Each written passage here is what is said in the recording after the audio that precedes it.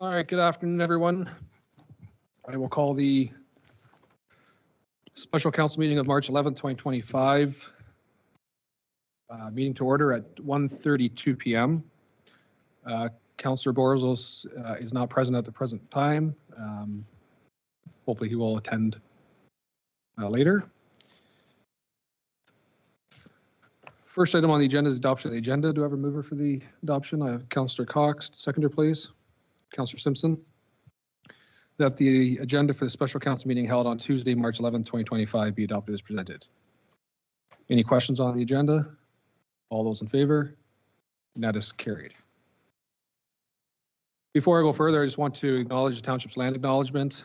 The township of Adjala-Tosorontio is situated on the lands within Treaty 18 being the traditional territory of the Anishinaabe peoples, including the Ojibwe, the Dawa, and the Potawatomi nations, collectively known as the Three Fires Confederacy.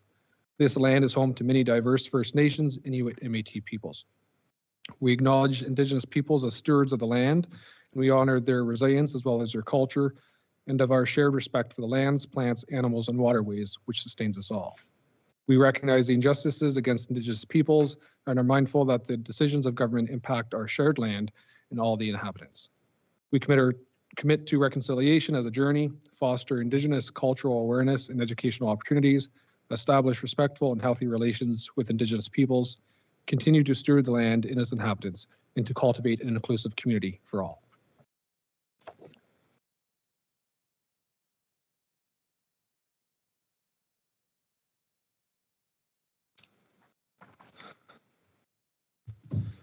Now, before proceeding to the next item on the agenda, I'd like to provide an overview of the budget process and meeting procedure for today. Public comment is listed on the agenda, permitting comments from the public to be presented in person or read by our clerk's department.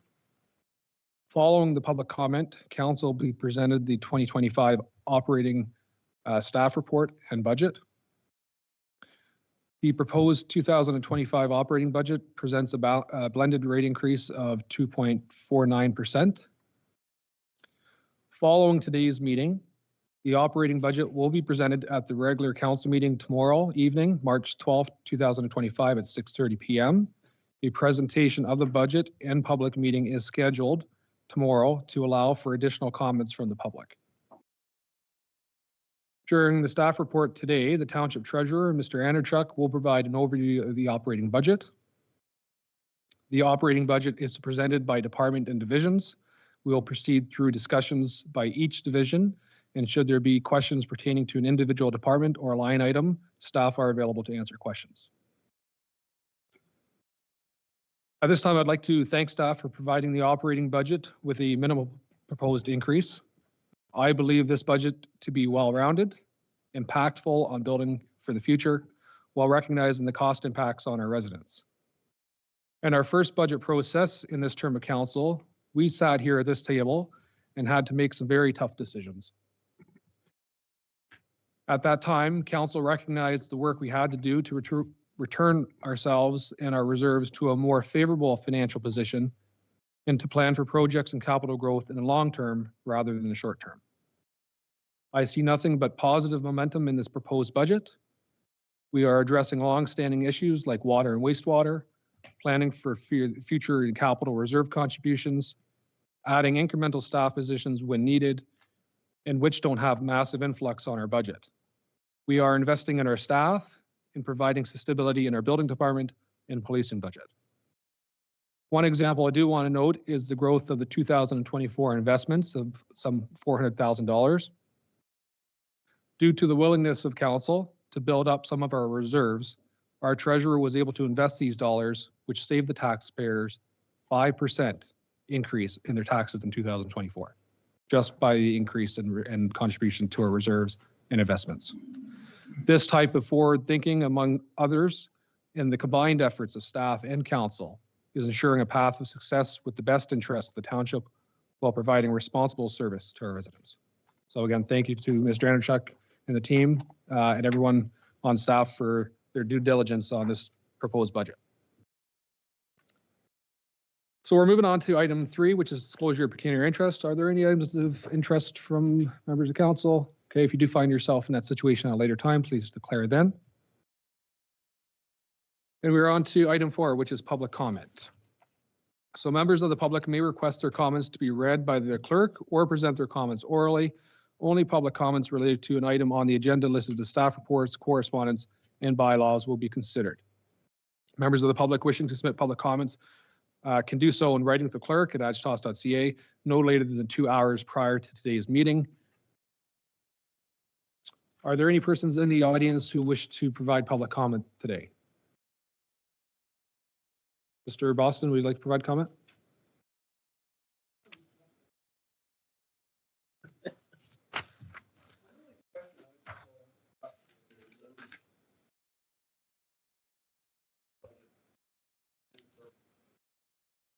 Bill, can you just make sure that the light's on for the mic, please? Oh, there it is. You got it now? Yep.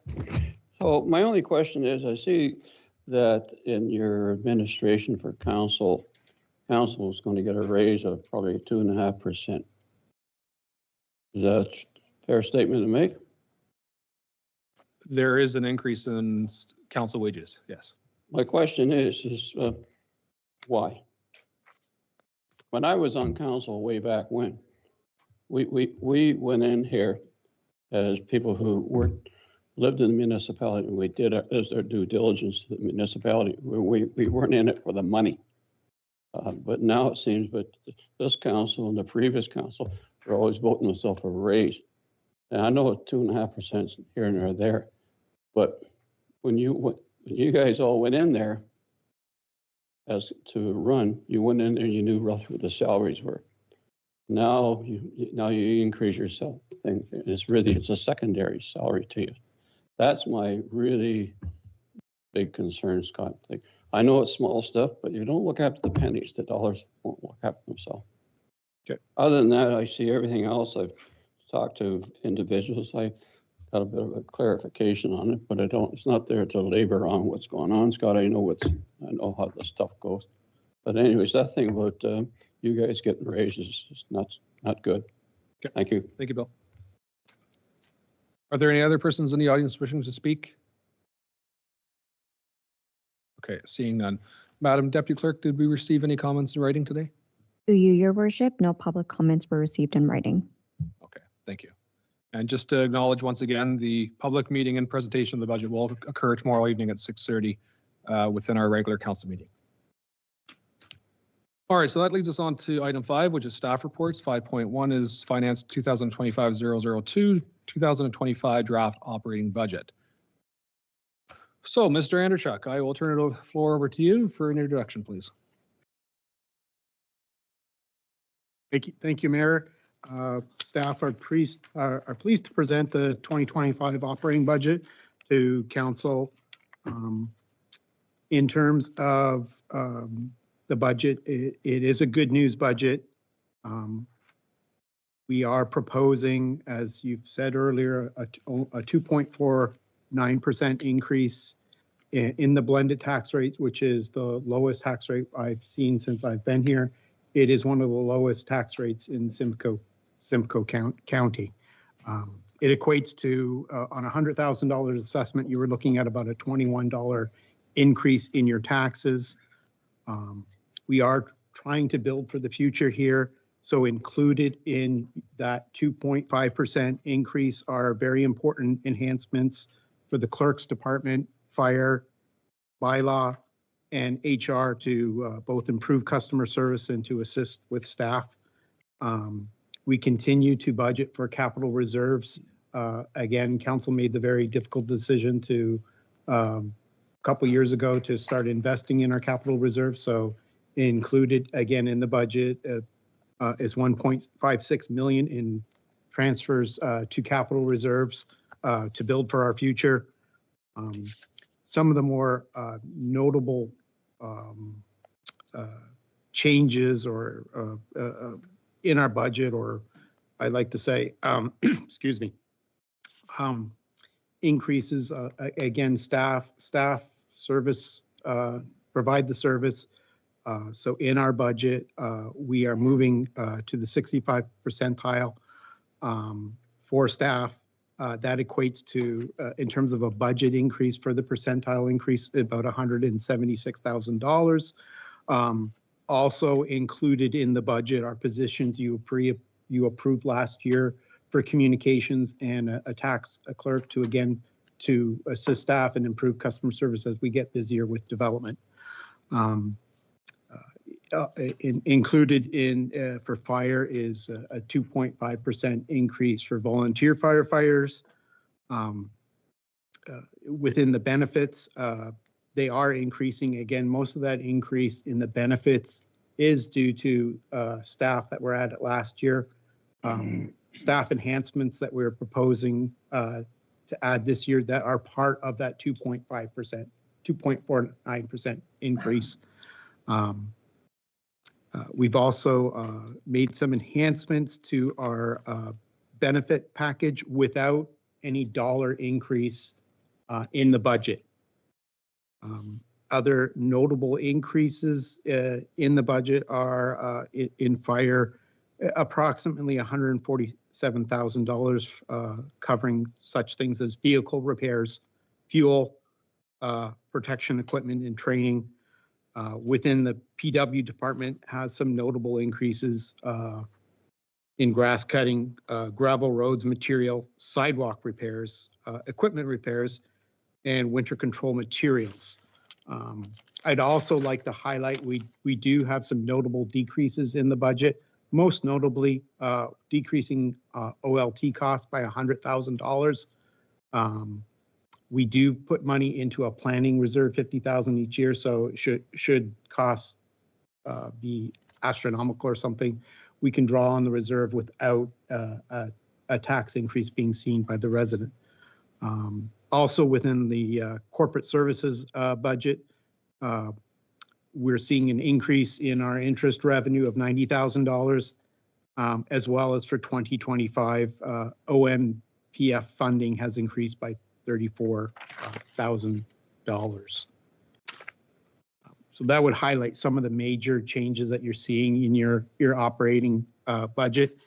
Again, a good percentage of the budget is staffing costs, and staff provide the services to residents. And I'd be happy to answer any additional questions, or if you have questions to specific department heads. Okay, thank you, Mr. Anderchuk. Also, I just wanted to acknowledge you handed out 2 documents today on desk. Could you just update council on those, please? Correct. I've provided, normally as part of the budget package, we provide a reserve and reserve fund schedule. So your reserve fund schedule shows you are 2024 year-end balances unaudited. And again, there may be some more adjustments as we haven't closed out our year-end. And it shows our 2005 projected balances based on already approved capital and funding that's included in the operating budget to the reserves. And as well as I provided up-to-date actuals for the entire township. So that's both tax supported and non-tax supported services, water, wastewater, building, OPP. Again, because the budget book, when it was originally put together, the actuals were as of January 21st. So get bills later in the year. We do adjustments in accounting right at the year end, and we continue to make adjustments. So you have up-to-date numbers. I provided them to council. Thank you, appreciate that. Thank you. So as I indicated, we will be going through each department for any questions or concerns, but just on the overall process, is there any questions from council with regards to the budget process? Councilor Meadows? On the process itself, so whenever we come to, let's say, department,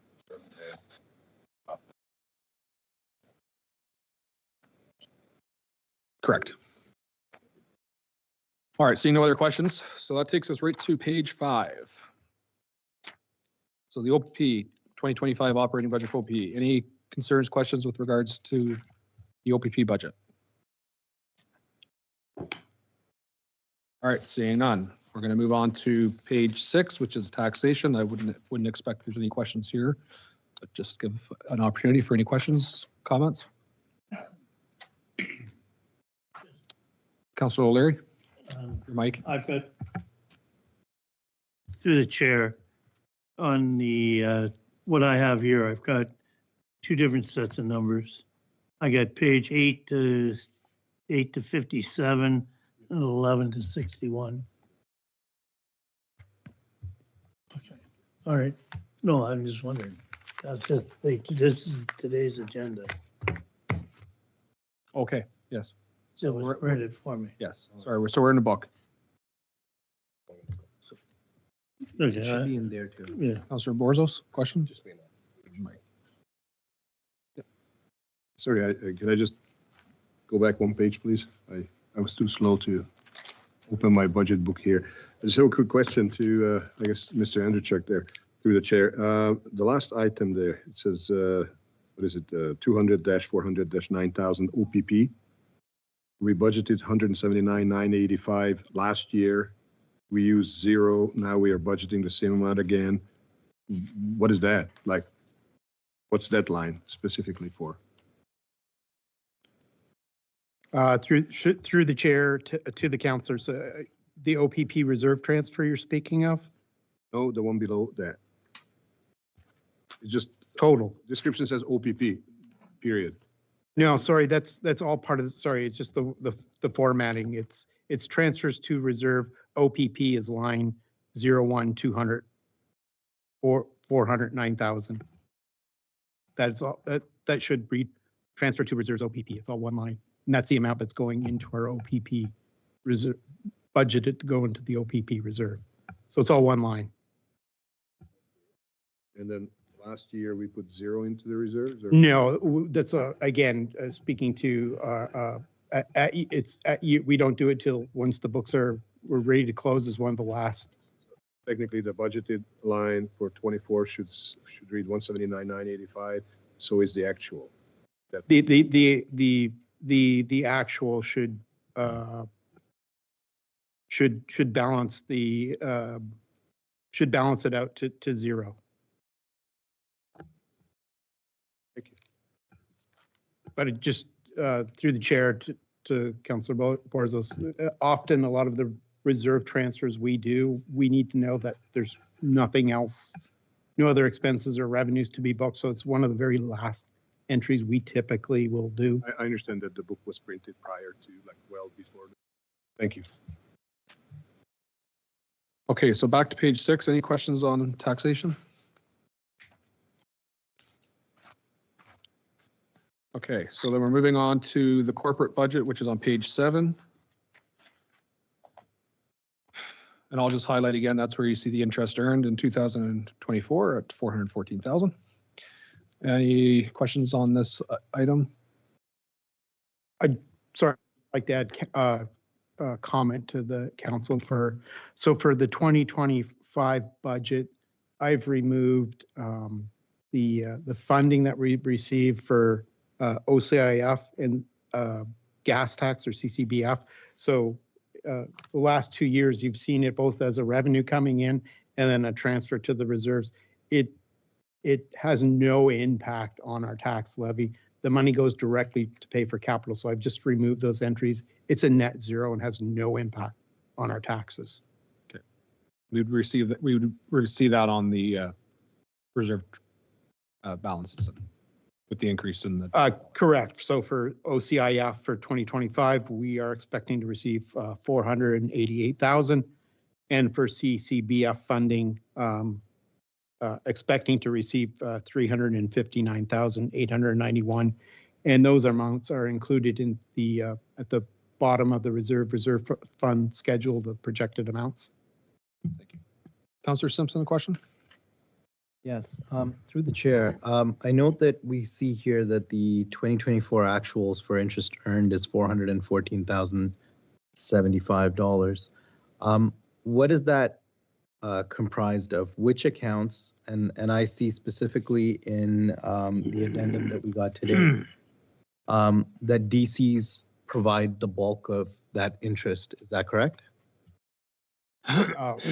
Through the chair to the council. So we earn interest on our all of our reserve funds, as well as interest on our general account. So it's composed of both. So it's both interest on reserves and interest on DCs, right? Yeah, it includes interest on all our reserve funds, and DCs are part of the reserve funds. So reserve funds are about 5 million, so it is the largest of the reserve funds that we have. Sorry, I'm looking at this. I see the total reserves being $9,337,014. And from what I'm reading here, our development charges reserve is at $5,817,000. Is that right? Through the chair to Councillor Simpson.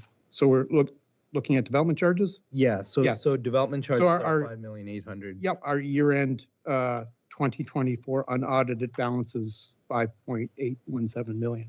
Okay, so would it be accurate to say that currently we have about $4 million in reserves? Thereabouts? Sorry, through the chair to reserve or reserve funds, because we're right now we're talking reserve funds, which includes the development. Sorry, could you explain the distinction? Reserve funds are restricted funds. Those restricted funds sit in a separate account, and they do earn interest. And they can only be used for very high level, can only be used for specific purposes that the reserve fund was set up for. So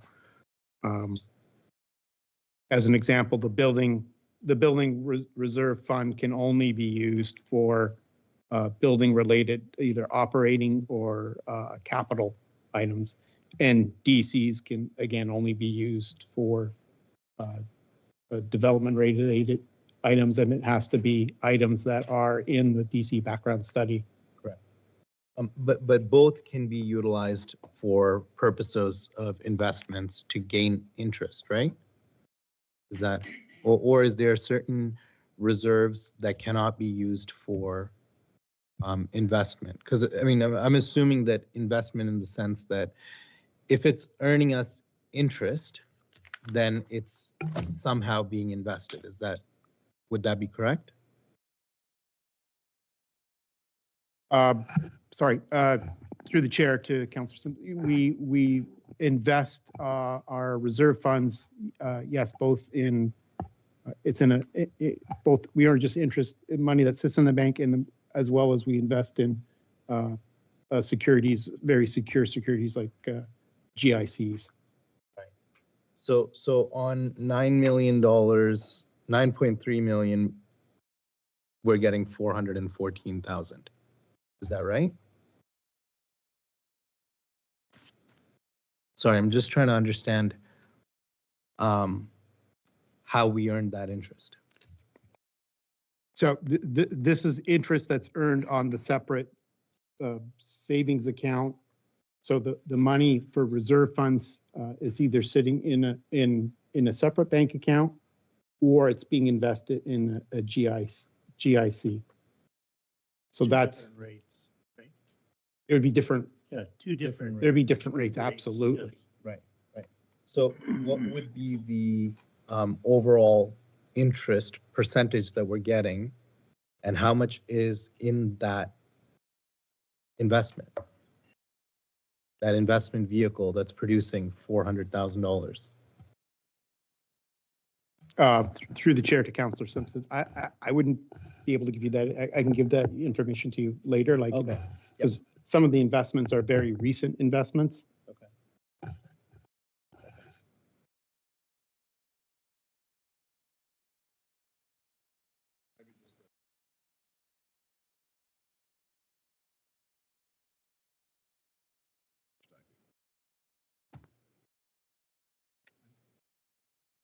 Just a quick question regarding the last line on page 7.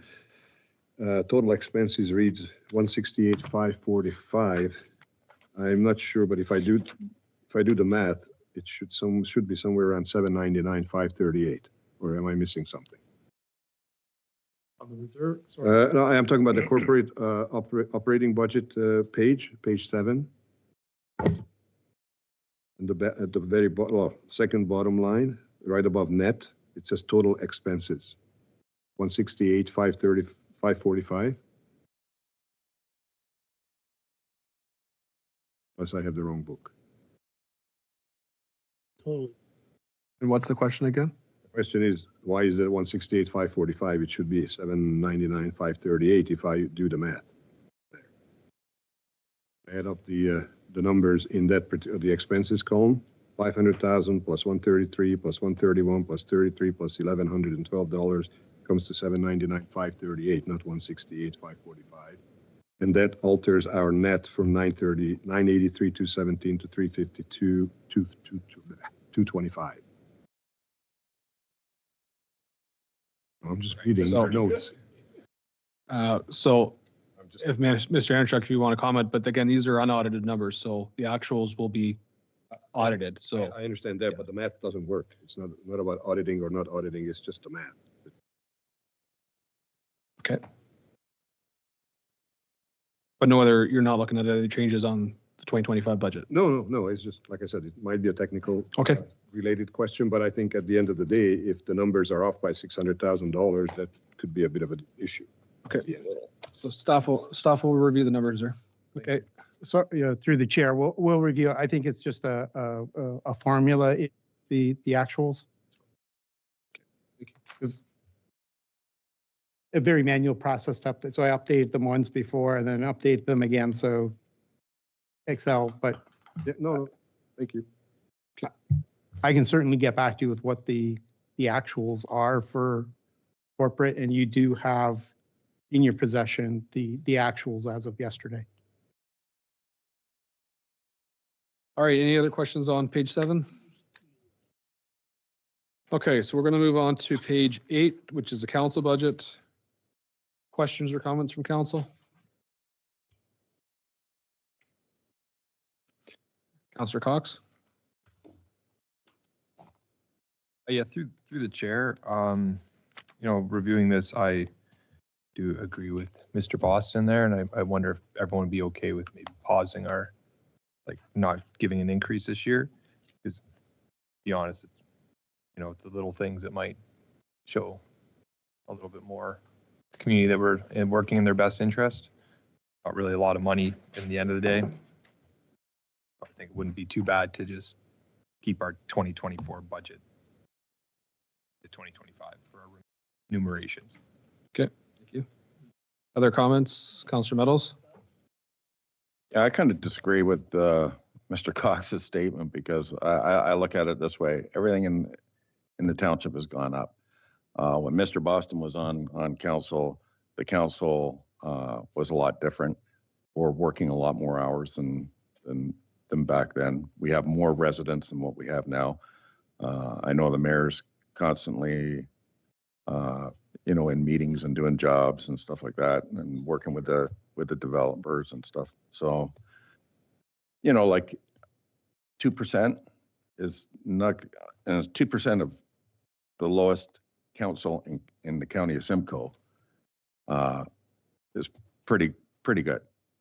I think the people are getting a deal, to be honest with you. So, Thank you. I'll just offer the comment that I believe council did a lot of homework in the last budget to bring both council and staff up to a percentile that they're happy with. And if we don't continue with something, then we're going to be putting this on to another council to have the same issue that we had, where it would be a jump of $12,000 or $15,000 in a single year because we're not keeping up to salaries. And again, I understand there's always concerns that we're here to serve the public, and I appreciate that comment.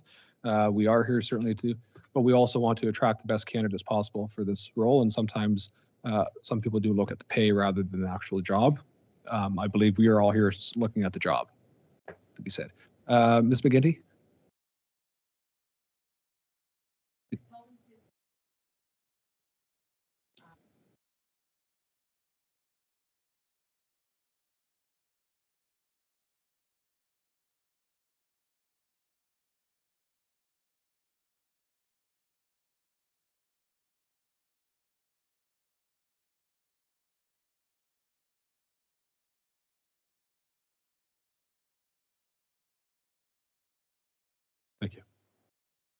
And I'm assuming that's why staff's put this in the budget for us to consider, because we've started that framework. Councillor Cox, did you have a follow-up on? No, it's, unless like Ward 5 could keep their the wage the same.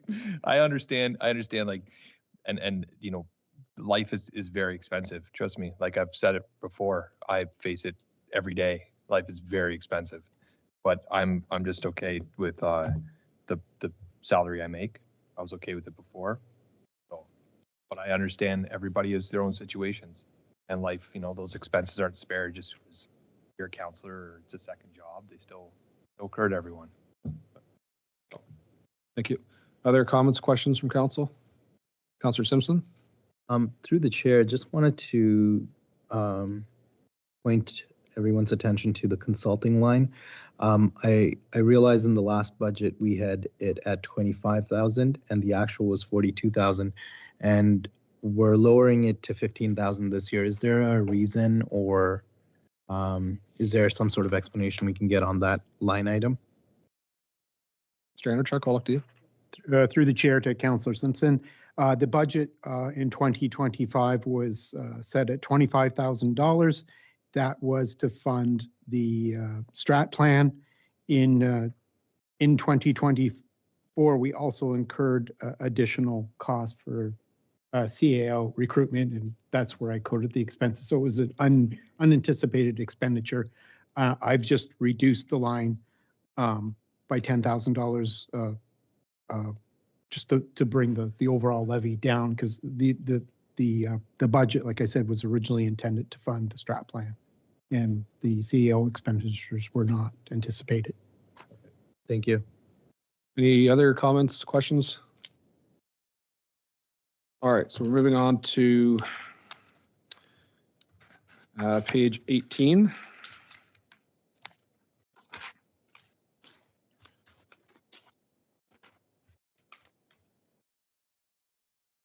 So it's the administration budget. Council, any questions or comments with regards to any items on page 18? Councillor Borzos? Through the chair, I'm just seeking some maybe understanding of the abbreviation, not non-PSAB capital purchases. We had 8,500 for 24, actual less than $1,700, and now we are asking for through the chair to the councillor. Yes, we are budgeting in not a very well described account, but we are budgeting for renovations to be able to house additional staff. So that's what that line is intended for. We've increased the budget for anticipated costs to renovate this year. So infrastructure improvement and furniture and moving some walls, et cetera. And I'd also like to point out within the administrative budget for salaries and wages, we're now budgeting for clerks and IT all under the admin budget to line up with how we do the FIR, as opposed to you would have seen the wages separately in IT and clerks. So it's all housed under admin for 2020. Okay, thank you. Councillor Borzos, follow up on that? Just a quick supplemental. If that is the case, if it's for renovations, then we can order that can be amortized, should not be under capital budget. We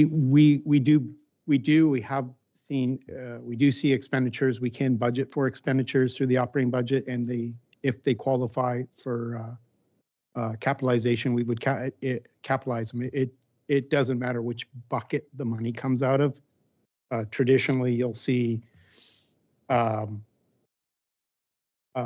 capital related items in the operating in the capital budget, capital related items, but it's not a hard fast rule in terms of is it which bucket the money comes out of. We can fund capital related expenditures that do get amortized, capitalized, and it flows through the operating. It's just the funding mechanism.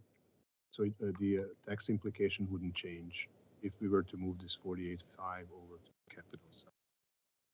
No, sorry, through the chair to Councillor Borzos, there's no funding or tax implications. It's just, you're taking it out of this bucket or the other bucket. Thank you. Okay, I have Councillor Meadows and then Councillor Cox. Yeah, with regards to any expenditures that are on building or infrastructure type things, I would like to see that come out of the capital, not the operating. If you're talking new staff, we got to have some sort of separation between operational and capital. If you're adding new staff, I can understand that. I can understand putting that in your operational and administration. But when it comes to anything to do with building or asset, anything that's going to increase our assets in this township, that should be in capital. Just saying, like, I kind of object to taking capital out of the operational at this time.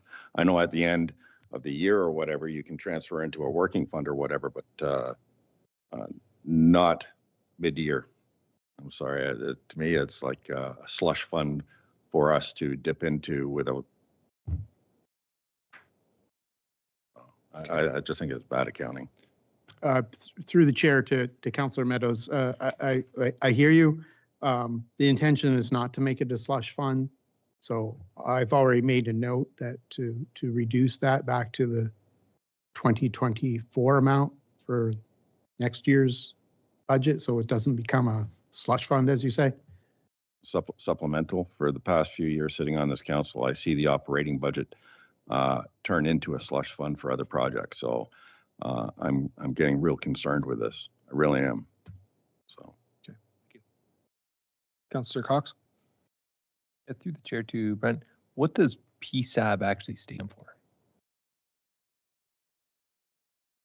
Right, Public Sector Accounting Board. Any other questions or comments from council on page 18? All right, seeing none. We are now on to page 22.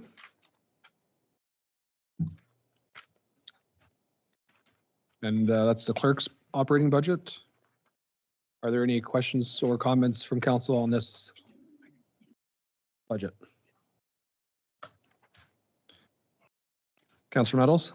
I was just wondering if the clerk could update us on the record management and file system needs.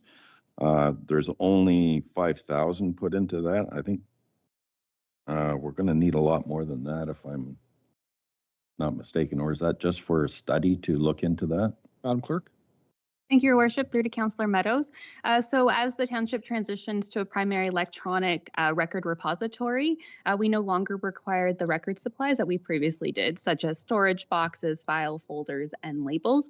We've seen a significant reduction in these supplies, and thus we've reduced the line item in the operating budget this year. I would anticipate that we would see another reduction next year as well. Supplemental. Will there be another line for electronic additions to the filing system and record retention? Through Your Worship to Councillor Meadows. So all of our software costs are housed in our IT budget, and that goes for all software from across the corporation. Thank you. Thank you. Deputy Mayor Laux? Just a comment on the Canada Day. I'm happy to see that we're slightly increasing the budget there as this is becoming a bigger and bigger day, and I guess the township's looking to make this a more of an event with the amount of people that are coming out. So I'm happy to see that there's some extra money's being spent there. That's all.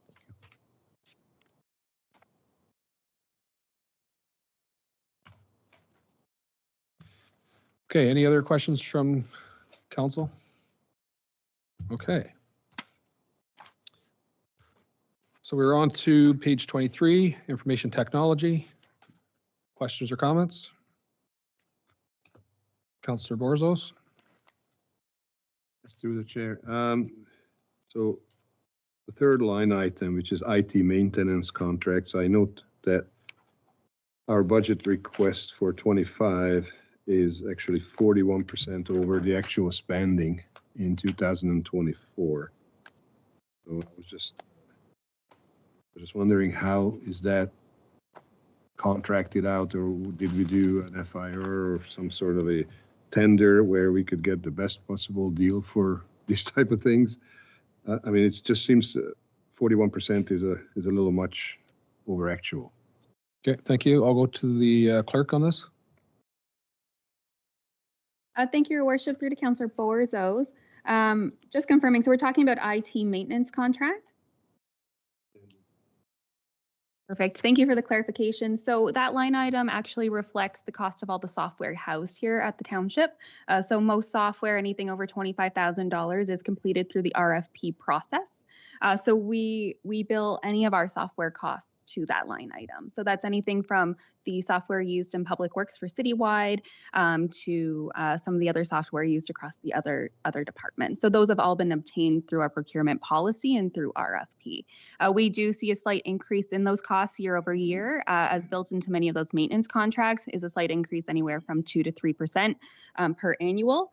I will also note that the increase of the $20,000 does reflect the addition of the Bang the Table Your Voice Adjala-Tosorontio software that was added last year.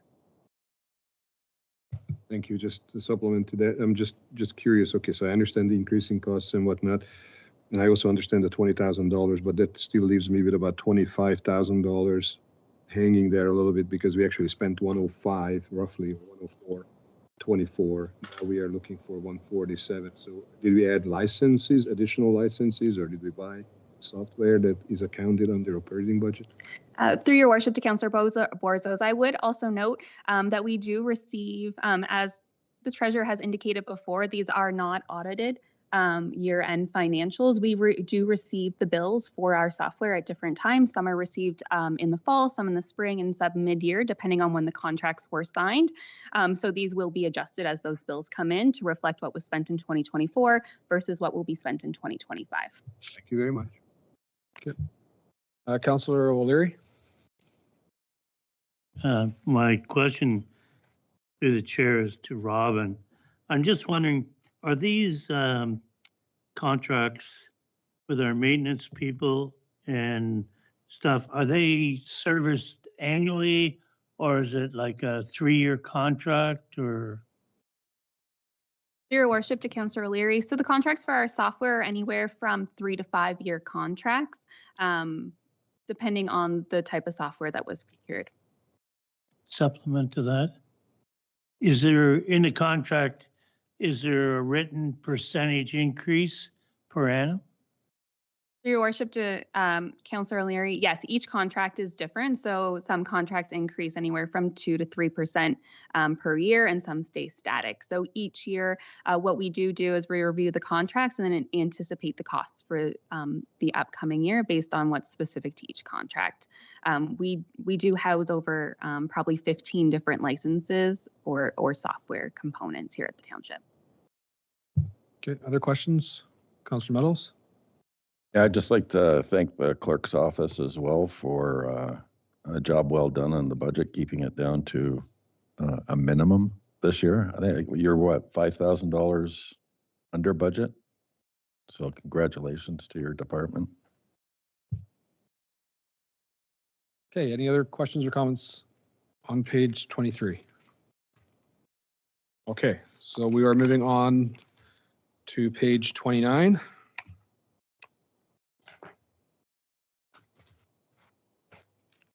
It's the fire operating budget. Any questions or comments from council with regards to this budget? Councillor Meadows? Yes, to the chief, could you tell me which line is for fire marquee?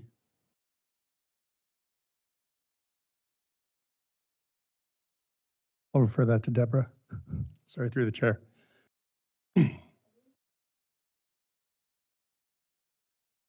External recovery? Third from the top. Okay.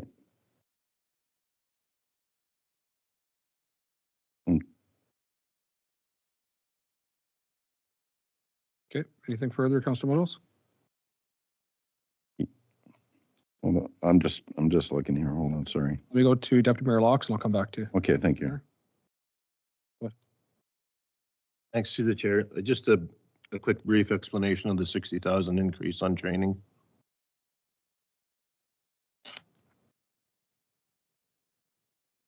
Chief? Through the chair to Deputy Mayor Laux. In the past, we've been focusing on mandatory certification for firefighters. And so we've now turned the corner and we're focusing on the mandatory certification requirements of our officers. So there are essential startup costs, one-time fees to do 12 of our officers and then move into a more proactive development. Thank you. Councilor Meadows, I'll come back to you if you had your. Yeah, that's fine with the fire marquee then. With regards to the training as well, I noticed last year we didn't use up the budget for training. I just want to make sure that that going to be fully used for training, because I don't want $20,000-$30,000 coming back into the operational budget and then moved into the capital for something else. I noticed that last year in a lot of the actuals, the fire department's budget was, there was a lot of overages, and that operating budget would have been transferred into reserve. So I know it's an important department to have, but it also has to be used, the amounts have to be used properly within the operational. I know it was your first year here and you were coming into a bit of a kerfluffle, so thank you for everything that you've done this year, because I know you've had a challenging year, so thanks. Okay, thank you. Sir, would you like an answer to that, Yep. Councilor Meadows? Yeah, sure. Through the chair to Councilor Meadows. So training is a huge part of the budget. To that extent, the fire master plan, and with council's blessing, we were fortunate enough to get a full-time deputy that is in charge of training. Because it's such a monster, best analogy I can give you is the state of training in this department is kind of like a house renovation where you want to just redo the kitchen and then suddenly you have to do the plumbing and the flooring and it stretches from one room to the next. So on that premise, I left the budget alone until the training officer or the deputy was hired, which the assumption was beginning of the third quarter. Unfortunately, that didn't happen until November. So when we sat down after his hiring and onboarding, we started to go through what the training needs were.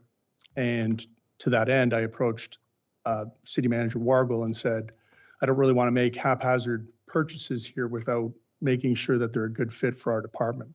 So I realized that it was it was only budgeted for, let's say, 37,000. We only spent 26,000.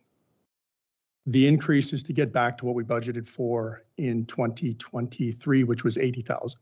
Now there will be efficiencies realized the longer he's here, but essentially the bigger picture is the number of initiatives that we're undertaking that are in alignment with the fire master plan, the strategic plan, and mandatory certification. And I do have an itemized list here available if you'd like to review it, or if you just go down to the EOC, you'll see it's all on the whiteboard and scribbled everywhere. But thank you for your kind comments.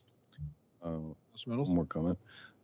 Just with regards to what you were saying, with I'm looking at the salaries and wages, what we budgeted for in 2024 and the actuals of 2024.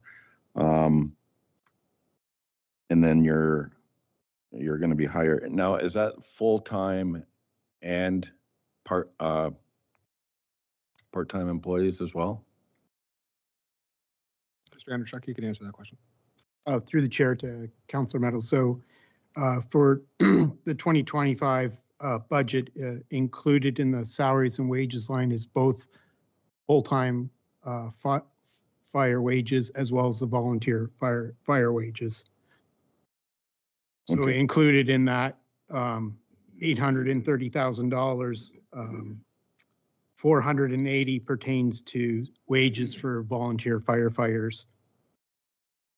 And the actuals last year for volunteer firefighters were 461,000 were the year-end actuals for volunteer firefighters. Okay, thank you. And So the I guess remainder would be- it's low because of the other increase of the full-time was only partway through the year. That's the reason why we didn't get up to the full actual then on the wages, because I believe you started November. So yeah, that makes, okay. Correct, we would have had salary gapping for Gapping and, year. yeah. Okay, thank you. Thank you. Councillor Borzos? Thank you, through the chair to the chief. I'd like to dwell for a couple of more minutes on the training line item, if we may. I understand fees and application fees and whatnot, which I'm pretty sure it's a few thousand, $10,000, $15,000, $20,000, whatever it may be, but it's not $100,000. And I'm just struggling to understand, how do we spend $100,000 when we have a dedicated officer for training? Now, the dedicated officer for training is not able to train our officers, only volunteer boots on the ground type of firefighters. Is that what it is? Or why do we need the additional lift? Chief? The chair to Councillor Borzos.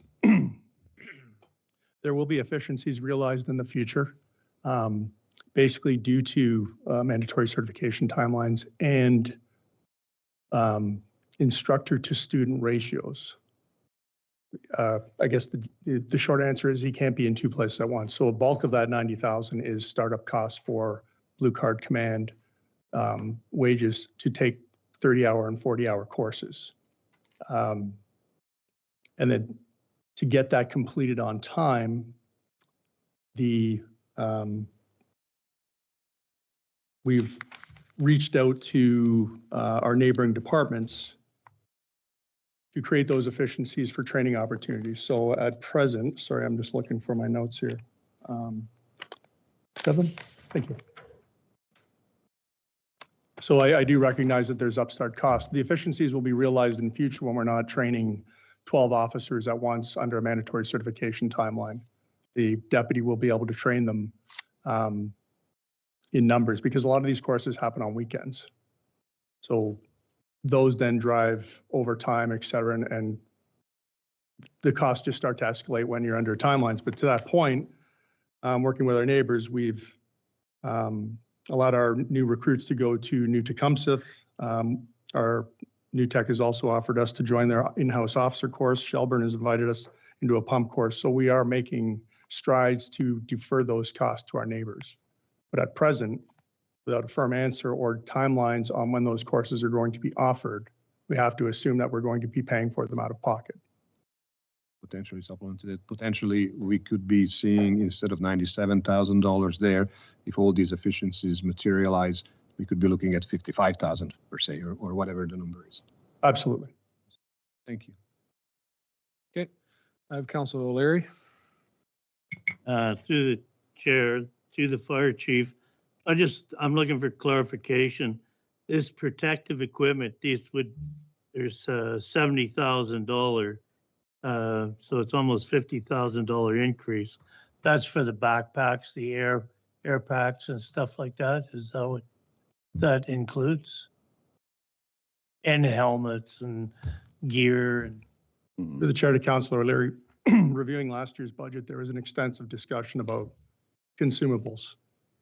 And there was much frustration in the room about radios and whether we should replace them. So what I'm trying to do is building for the future, move operational costs that are driven by consumables, which have a defined expiry date, such as helmets, air tanks, not packs, masks, flash hoods, boots, gloves, turnout, because we already have turnout suits in there. Yeah. So by doing that, we're going to reduce our 10-year capital forecast over 10 years from 17 items to 11. So you no longer have this discussion, because I believe Councillor Cox said we should have one fund for these consumables. So it's basically just taking what council's wishes were last year and trying to make it more streamlined. Yeah, thank you. Okay, thank you. Councillor Simpson. Through the chair to the fire chief, just want to ask, with regard to the transfer to reserves, we're transferring 650,000. 300,000 of that is with regard to the new, I think it's a pumper tanker. The chair, that's correct. With regard to that pumper tanker, is there any concerns because of the trade war that we're seeing with regard to the price for that? Is that price locked in? Is there any concerns that council should be aware of at this time? Through the chair, that discussion has been pushed around at SMT. So in reaching out to Dependable, which we are trying to forge a long-term service contract with, for the most part, all fire trucks, the chassis and engine come from the States. So the departmental report I had to do on the new EPA restrictions. So in basically contacting my contact at Dependable, they basically said whatever comes of the tariffs will be passed on to us. Now, regardless if the price goes up, council still made a wise decision in investing in a truck that at present is $968,000. The market is so volatile that if we were to renege on that, they would happily take it and sell it for $200,000 more. I guess my question is, should we be moving forward at a faster pace perhaps, and authorizing that transfer to, happen sooner instead of, I think we have to wait one more year, right, before it gets delivered? Through the chair, the expected delivery date is December this year, January next year. Okay.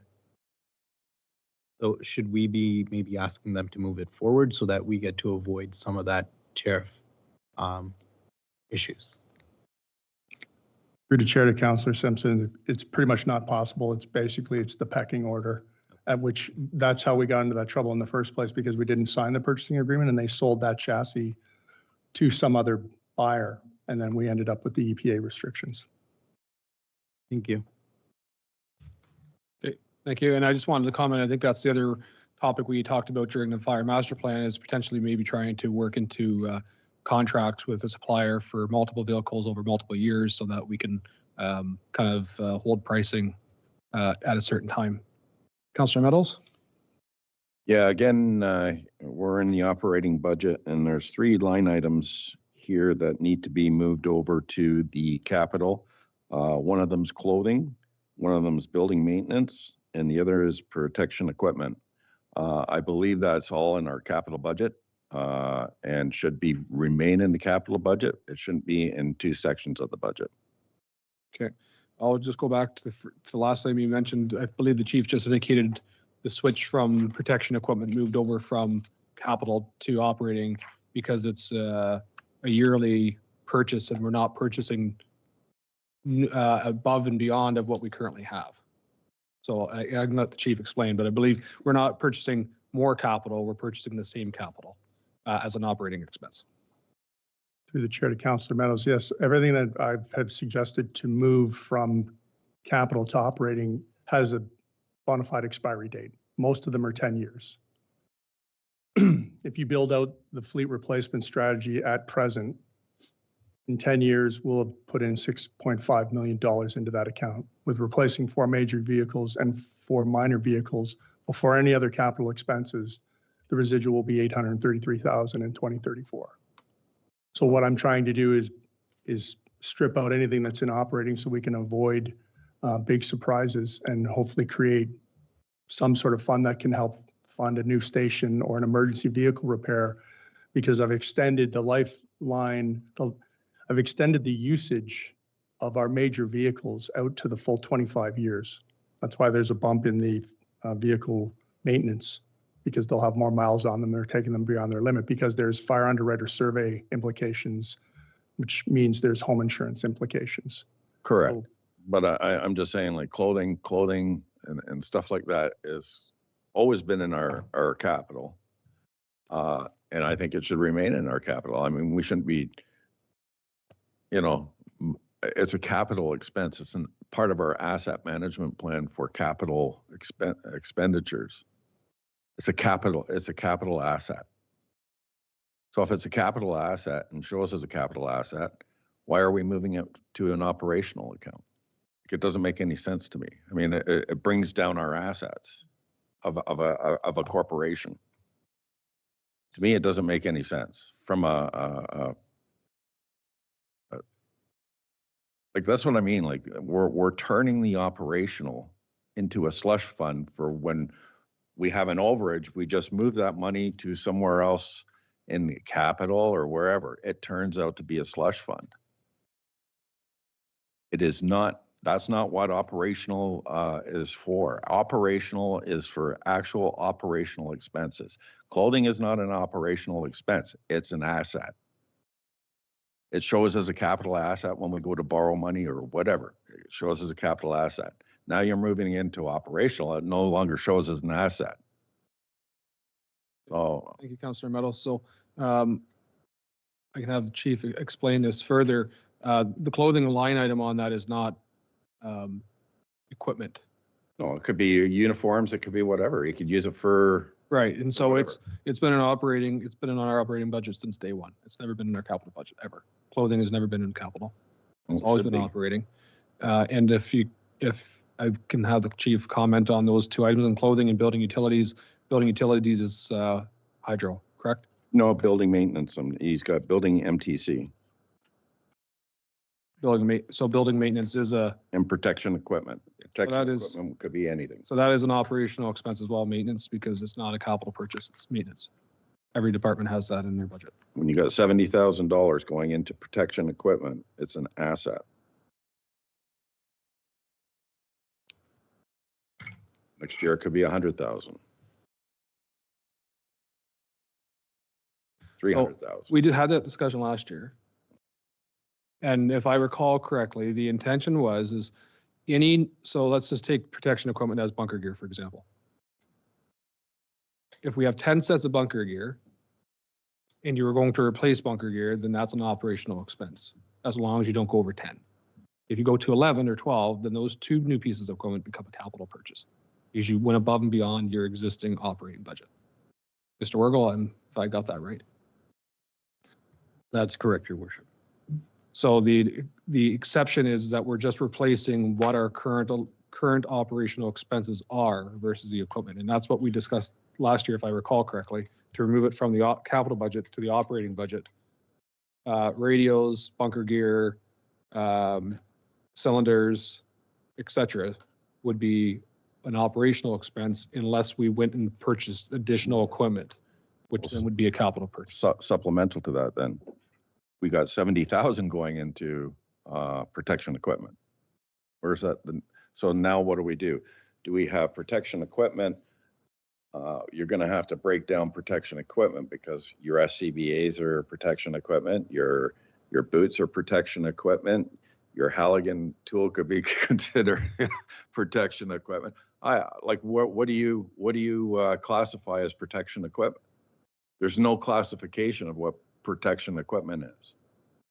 Go to the chief, but if I'm not mistaken, again, there's additional information on your budgets that would have that spreadsheet of the equipment, right? So we're going to have protection equipment and operational, and we're going to have protection equipment and capital, which is a no-no. I'm just saying. Only if we purchase new capital equipment Well, would it be a capital expense. Chief, would you like to comment further? Certainly, as I stated earlier, is that everything that I'm trying to move out of capital has a bona fide NFPA expiry date, most of them being 10 years, which is helmets, flash hoods, turnout suits, gloves, boots. When it gets into SCBAs, you can keep them as long as the manufacturer still makes and can service the parts. But the bottles have a 15-year expiry date on them. That's why I haven't talked about packs. The other thing is that they're a considerable amount of money, and that will, like, to me, my version of capital is that it's when it's an excessive expense that goes beyond what would be normal operating expenses. I have Councillor Cox and then Councillor Borzos. Through the chair on this hot topic here, just to Councillor Meadows' conversation, and I could be wrong, but my view on capital compared to operational, it does relate back to consumables. To me, there's no different than one of our fire crew having bunker gear to the IT having a computer. It's what they need to do their job. We're not going to say, no, you know what, you can't have new bunker gear even though it expired. Just like we're not going to look at IT and say, your computer doesn't work, we're not going to buy a new computer. It doesn't make sense to put it on a capital expenditure because they're consumed every year. And I don't really like to be almost like a micromanager. I trust the fire chief is using his budget within his authority and responsibly. And I think that he's just looking out for the best of his unit.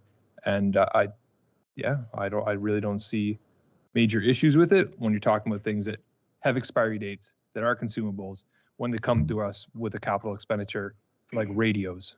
What am I gonna say? No to radios? No to fire hoses? Like, let's simplify things. And to me, I think they did a great job in simplifying it. I just let the manager manage their budget, in my opinion. Okay, thank you. Councillor Borzos, Councillor Simpson, Councillor O'Leary, and Councillor Meadows. Thank you. Through the chair, I have to respectfully disagree with Councillor Cox and side with Councillor Meadows on this one, because by generally accepted accounting principles, which is not, I'm not making this up, this is how certified accountants operate under equipment, and I quote, or capital expenditure is the money an organization or corporation spends to buy, maintain, or improve its fixed assets such as buildings, vehicles, equipment, or land.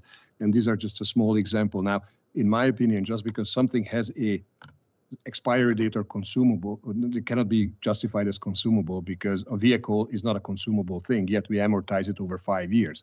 Now, to say that a radio has an expiration or whatever date, usage date or time span of 7 years, that will not make it a consumable. Consumable is a carrot cake or a chewing gum. That's a consumable, or in our world, perhaps buying disposable latex gloves. I agree. That would be a consumable, but not bunker gear, certainly. These are all equipment, these are all capital investments, and I think we should really take another hard look at what we can reclassify as capital versus operational, because these items are not operational expenses. I'm sorry. Thank you. Thank you. Councillor Simpson. Through the chair, I guess I should also put my 2 cents into this hot topic. And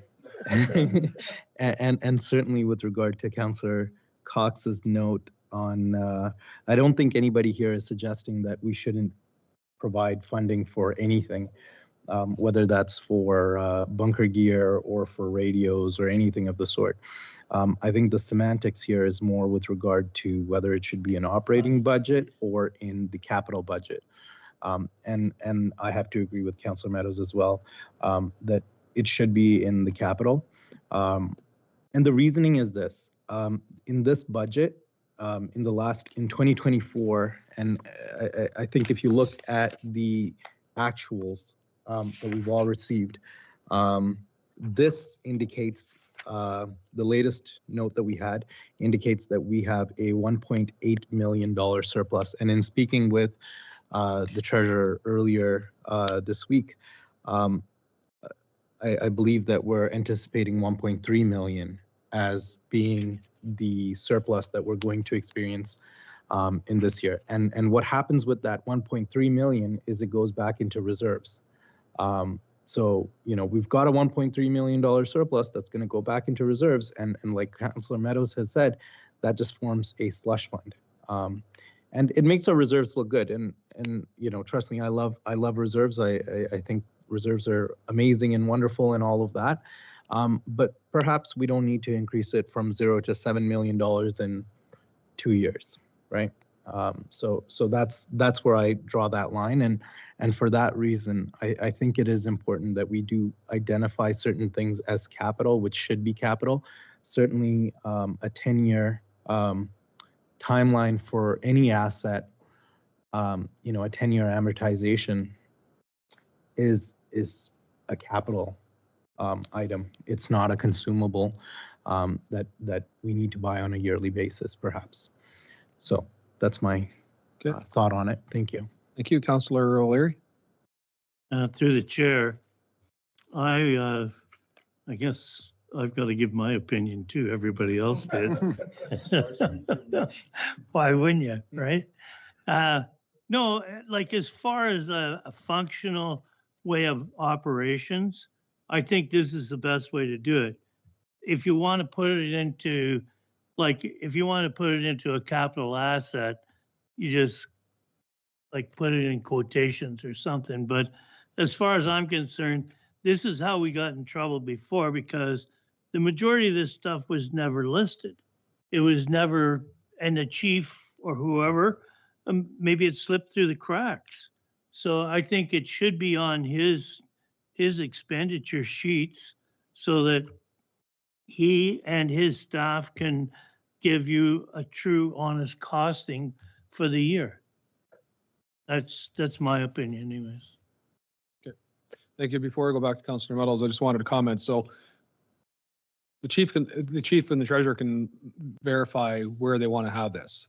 What I'm getting at then is we would move the 45K down to the transfer to the reserve for this year, and you guys can decide how you want to do it with the capital project of purchasing equipment. So at the end of the day, the numbers aren't going to change, if I'm hearing that correctly. It would just be depending on, is it coming out of the capital reserve for a capital purchase, or is it coming out of operating for an operating purchase? Councillor Meadows? What concerns me is this, Ron and Adam. Computers, like you stated, are a necessity to run an office. They are also classified as a capital asset. When we buy those computers, they go under the office account as a capital asset. Okay, just for clarification. A consumable would be like your paper, like and stuff like that. That's a consumable. Pens are a consumable. What I'm just trying to say here is that this is all capital expenditures. It has nothing to do with operational. Your operational is, I can understand some other things in here as operational, you know, like your office supplies, equipment maintenance, that's fuel, stuff like that. That's operational. That's what you use to operate your fire department. I'm sorry, but I disagree with the terminology here. And like I said, it just concerns me as a councillor sitting here when we're trying to present this to the people as an operational budget, and it's not really operational in there. It's capital and should be done as capital. Thank you. So unless there's a change in numbers, I'm going to look at the treasurer and the chief and to the CAO as well. I think there's staff can look into what capital expenditures are and what operational expenditures are and confirm with council. And but I don't think that's going to impact. I have not heard anyone say anything about changing the budget. So as far as I'm concerned, if that's the case, then the treasurer would just adjust the line items to match a transfer to reserves for the capital expenditures if in fact they are a capital expenditure. Is that fair? Through the chair, if that's council's direction, is to. We want you to look at it. We're not providing any direction to change it. We want to make sure that things are in order. So the suggestion would be to have staff review the processes of capital and operating and make necessary changes. Absolutely. Okay. Fine. Okay. Councillor Cox, did you want anything further? That's fine. Okay. All right. Any other questions with regards to page 29?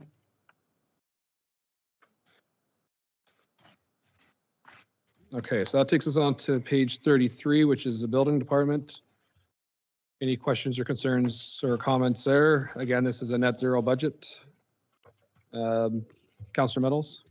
Yeah, I just have a question for Deb with regards to office supplies. You got 23,685 as the actuals. We budgeted 6,000. And now we're only budgeting 7,000 for office supplies. Can you give me a bit of a heads up on that? That's a bit of a difference. Ms. Anderson? Your worship, to Councillor Meadows, was IT equipment or laptops. I spoke to IT about that. We had to obtain new laptops for some of the inspectors last year, or last year. Is there any reason why that wouldn't have gone under capital? If it's IT equipment, it all should have gone under. This is what I mean. This is stuff that are assets of the company that are coming through. No, and I appreciate that. What I'm not appreciating right now is everybody's had the budget book for well over 5-6 days. So if these questions were pertaining to a major shift in how the budget book is laid out, which is what I'm hearing, those should have been addressed before we came to a council meeting to discuss the operating budget. So staff are going to look into reviewing what's capital and what's operating and make adjustments where necessary. So on that topic, is there any other points of interest on the building department? All right, seeing none, we are on to page 34, which is planning and committee of adjustment budget. Any questions or comments? Is there any point? If you don't feel there's any point to speak, then. No, I'm just saying. Well, Mr. Your Anderchuk, worship. I have a question with regards to, just you noted it, highlighted it in your report, the OLT consultant fees are dropping by 100,000, but we're continuing to put 50,000 in reserves. The intention is that reserve fund will offset, and I'm looking at both, but I'll look at Mr. Anderchuk first. That would offset any future OLT cases or things that we'd have to do with the tribunal. To the chair, correct. That would offset any expenses over and above what we're budgeting, thereby not causing a negative variance or having to budget more and contribute to a surplus. We are responsibly putting money into the planning reserve to be used for future OLT costs should they be over and above what we're budgeting. Now, just to confirm, that planning reserve would be able to utilize for anything with regards to planning. So if we did have a study or something that we didn't budget for in a previous year, we could draw from the reserve fund in that case. Correct. It is a reserve, and it's basically at council's discretion how we utilize those funds. But the intention would be for any planning related expenditures, be it a study, OLT costs, to offset it. Okay, thank you. Appreciate that. Councilor Meadows? Yeah, just like to clarification on the purpose of this meeting with regards to you said that we had the open floor to ask questions of staff. Now that we're asking the questions, we're told that we should have talked to them earlier and that. So I'm just asking, what are we doing here other than just sugarcoating this and just rubber stamping it and pushing it out? Well, thank you. I thought I was fairly clear on my comment. We addressed your concern under the fire department budget line of capital versus operating, and I don't think we have to review that in every single department going forward. So if there's a concern with any item on the agenda, on the budget, with regards to a dollar value, or you need clarification on an item on the budget, I would certainly hope that you'd ask questions. I believe the question you asked had been answered in a previous department. Yeah, but all departments are different, Your Worship. I mean, if we find an anomaly in another department that's the same as what's happening, is it going to get looked at? Is everything going to be reevaluated under capital with regards to what we're bringing out for each department? The majority of departments have the same line items. They generally have clothing. They generally have building maintenance, if that's the case for 3 departments. They generally have equipment and operating expenses that could very well be a capital. So that was the suggestion to staff to look at those items. Okay. Any other items on page 34 for planning and committee of adjustment? Councillor Simpson? Through the chair, is DCs considered a planning item or a building? Who manages DCs specifically? Is that finance that would do that, or would it be, because I don't see DCs being captured anywhere in these, right? Like the amount of DCs that we collect in a year?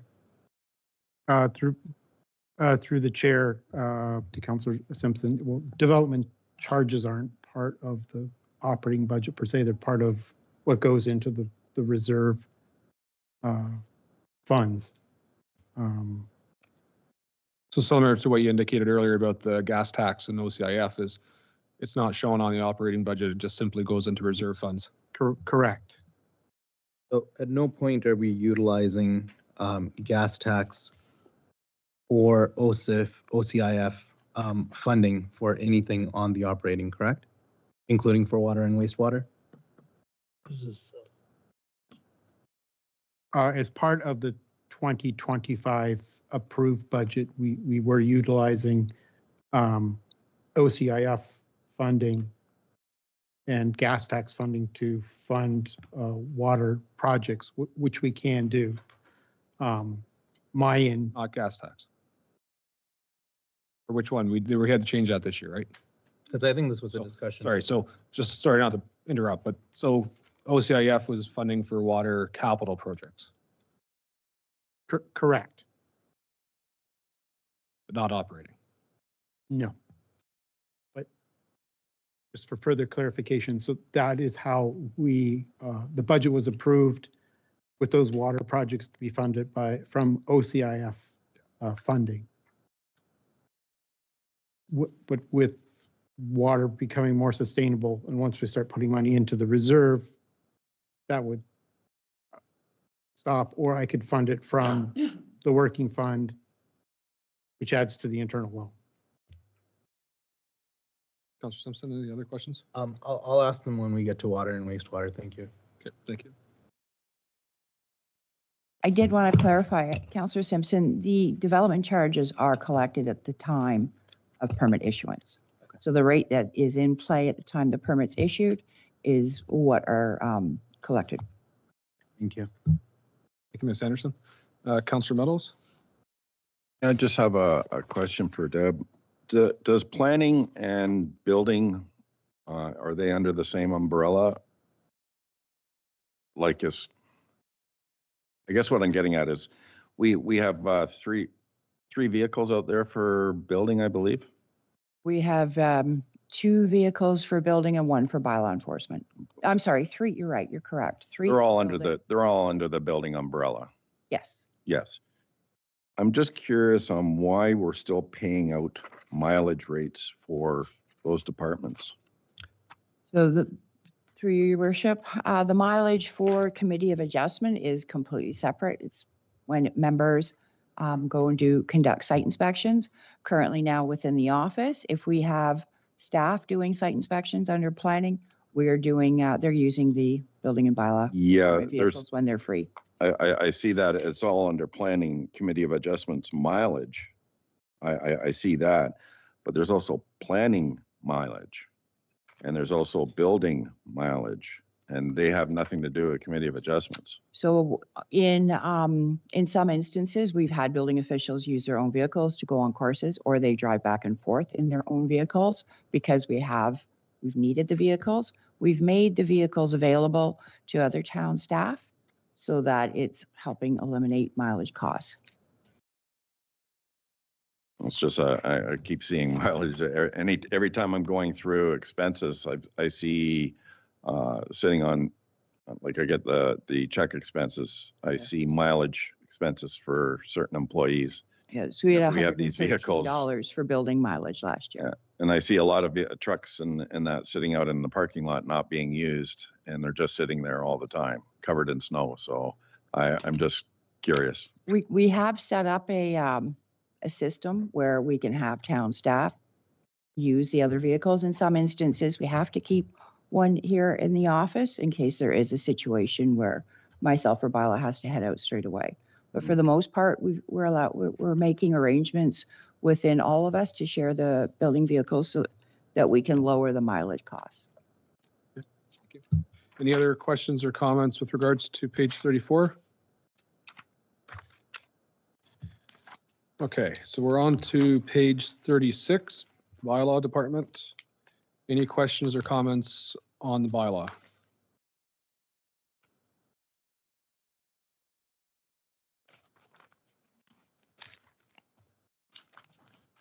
All right, seeing none there, we're going to move on to page 40, which is the Public Works Department. And John's already got the mic ready. If there's any questions or comments from council with regards to Public Works. I will just comment, I do like to see the robustness of this budget. We have a lot of items on here, and I think there's a lot of good works that our Public Works Department does. And I think conversations I've had with Mr. Wilmots and Mr. Wergel over the last few weeks is preventative maintenance and the operational side of things we can continue with, and then that will drop our capital needs in the future. So it's nice to see that there are additions here on some items. Councillor Meadows? Yeah, I just want to thank you, John. You and your team have done a great job this year.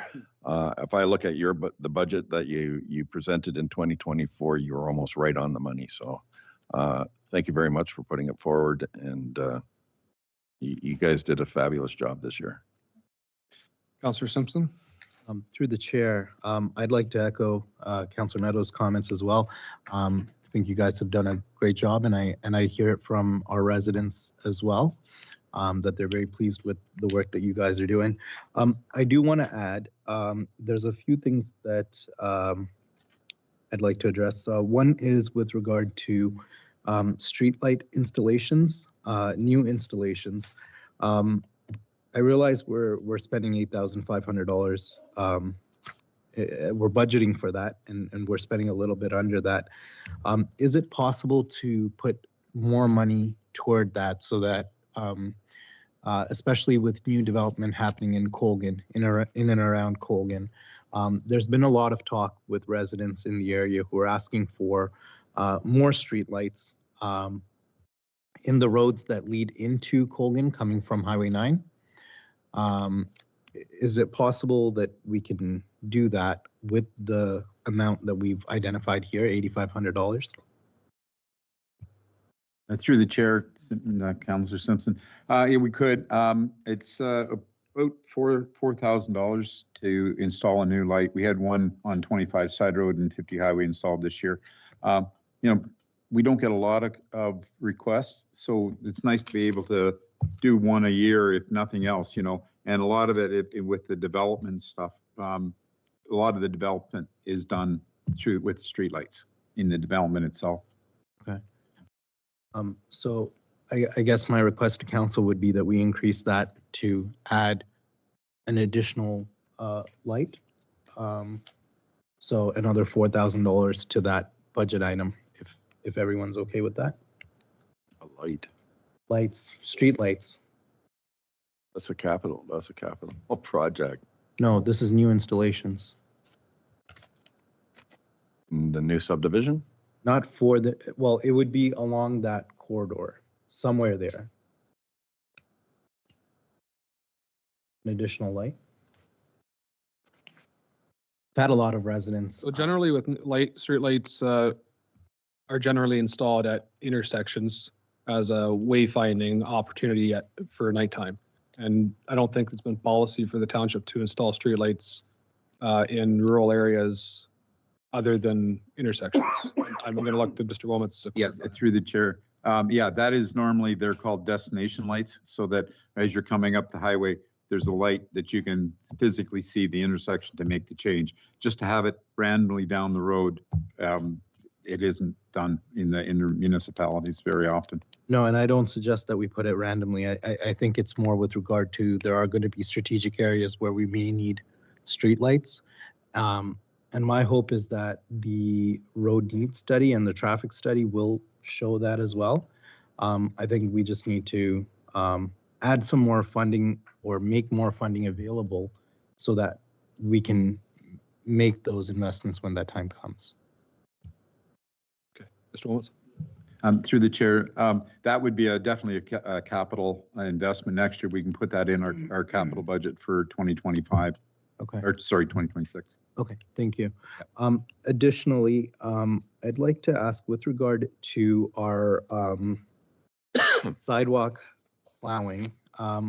Currently, we're providing that service in Everett and in Lyle. When will we be providing that service in the Colgan subdivision? Through you, the chair. Are you talking about the maintenance of it? That once we take over ownership of the subdivision, then we will be doing the maintenance on the streets and the sidewalks. Right now, Tribute is looking after that. Okay. With regard to, I believe one of the projects that we have is to put a sidewalks in existing Colgan. Will those be serviced in the new year? You're talking about the trail that we're talking about to go along that. Correct. It'll be serviced in the summertime, but it's no winter maintenance on that trail. So we're only providing that service for the north, not for the south.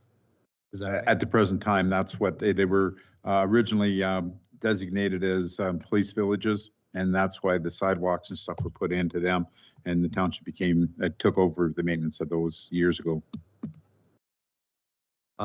Is there a possibility to extend that service to the south? There is, but like at what point? Like Colgan will get it as soon as we take over ownership of the subdivision. The township will then be responsible for all the sidewalks in Colgan right now. Additionally, I've had a lot of residents reach out to me with regard to Warden's Park and plowing of the walkways there. In fact, just today as I was coming in, I saw several people utilizing the trails, even though they're not plowed, and there's been a lot of interest, certainly from residents that I've spoken to, who want to see that being open year round. And I understand the liability portion of it. Yeah, through the chair to Councillor Simpson. That is something that I've actually looked at myself. Once we have our own equipment to maintain the streets in Colgan and all that, it wouldn't be a huge problem to start maintaining the trail here. Right now, it would be an additional contract that would require to do the walking trail. Thank you. So you're saying once Colgan comes online or the sidewalks are transferred to the municipality and the municipality starts plowing that, then we can do that. Do you anticipate that would be at that point need to be readdressed. Okay. Do you anticipate that when do you anticipate that we would be getting those sidewalk plows then? 2 years. Yeah. Not this winter, but the following winter. Thank you. Okay. Thank you, Mr. Reynolds. Any other questions on to page 40 or 41 for Public Works?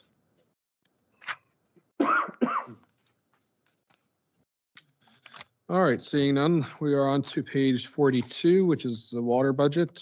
Questions or comments? Councillor Meadows. Yeah, I did talk to Mr. Anderchuk with regards to this prior to the meeting. And it's with regards to having a line added into the water budget, operating budget, that shows the working debt, a debt line that shows the actuals and what is being taken off the debt each year. And I think it's very important to have that in the water budget to give an actual context of how much the water is costing the township. Okay, thank you, Mr. Anderchuk. I'll go to you on that. In the operating budget itself, or is that something that you prepared to provide council in an alternative format?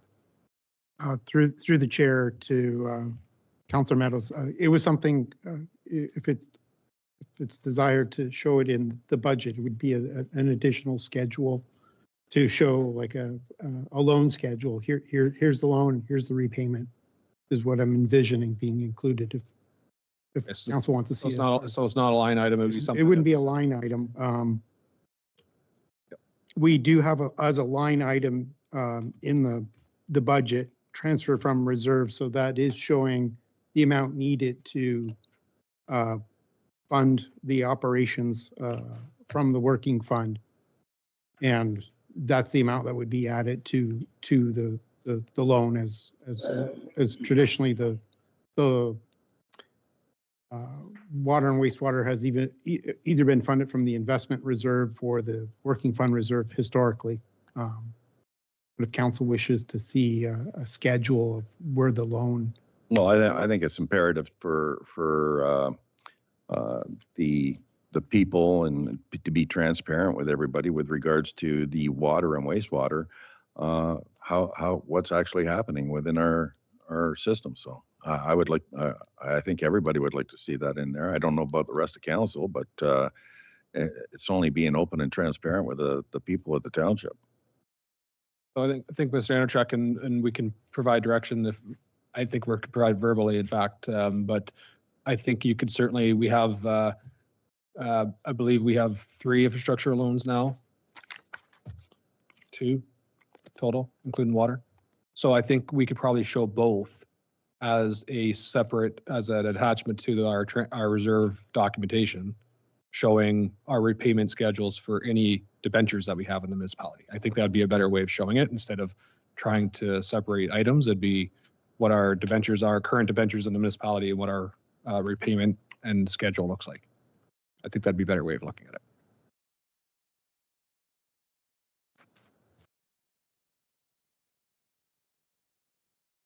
Sorry, I'm just thinking that that alternative, that would work to form part of a reserve schedule that we show The debentures. external loans and internal loans schedules. Sure. And included as part of the future budget books.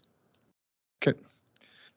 Other questions or comments on water? Yeah, supplemental to that. Will that actually have the actuals of what's actually taken out of the working fund and put into water and wastewater every year?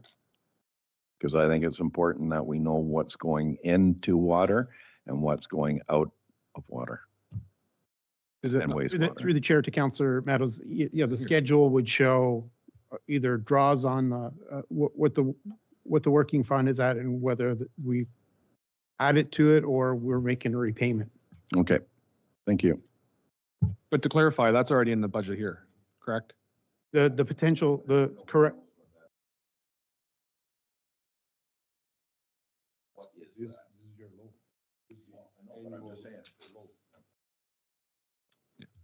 No, for transparency purposes, we'd be happy to provide an additional schedule that shows both external loans and internal loans and what we've either added to the internal loan for water or wastewater, or what we've repaid back. Okay, thank you. Any other questions with water? Councillor Cox. Yeah, through the chair, I'd just like to clarify to Brent. So this water loan, that accounts to 8% of people's annual taxes goes to this water loan? Through the chair to the councillor, but it's, I don't know, equate it to the taxes because there's no, we don't tax for the loan. It's a loan. It's an internal loan. We're borrowing from ourselves from, it's either the money has come from the working fund or the investment reserve. So it's a repayable loan. We do charge 2.5% interest on the internal loan, but we're borrowing from ourselves. We're not, it doesn't form part of the taxes residents pay. Follow up, Councillor Cox? I'll just clarify that it's not 8% of people's taxes going to water.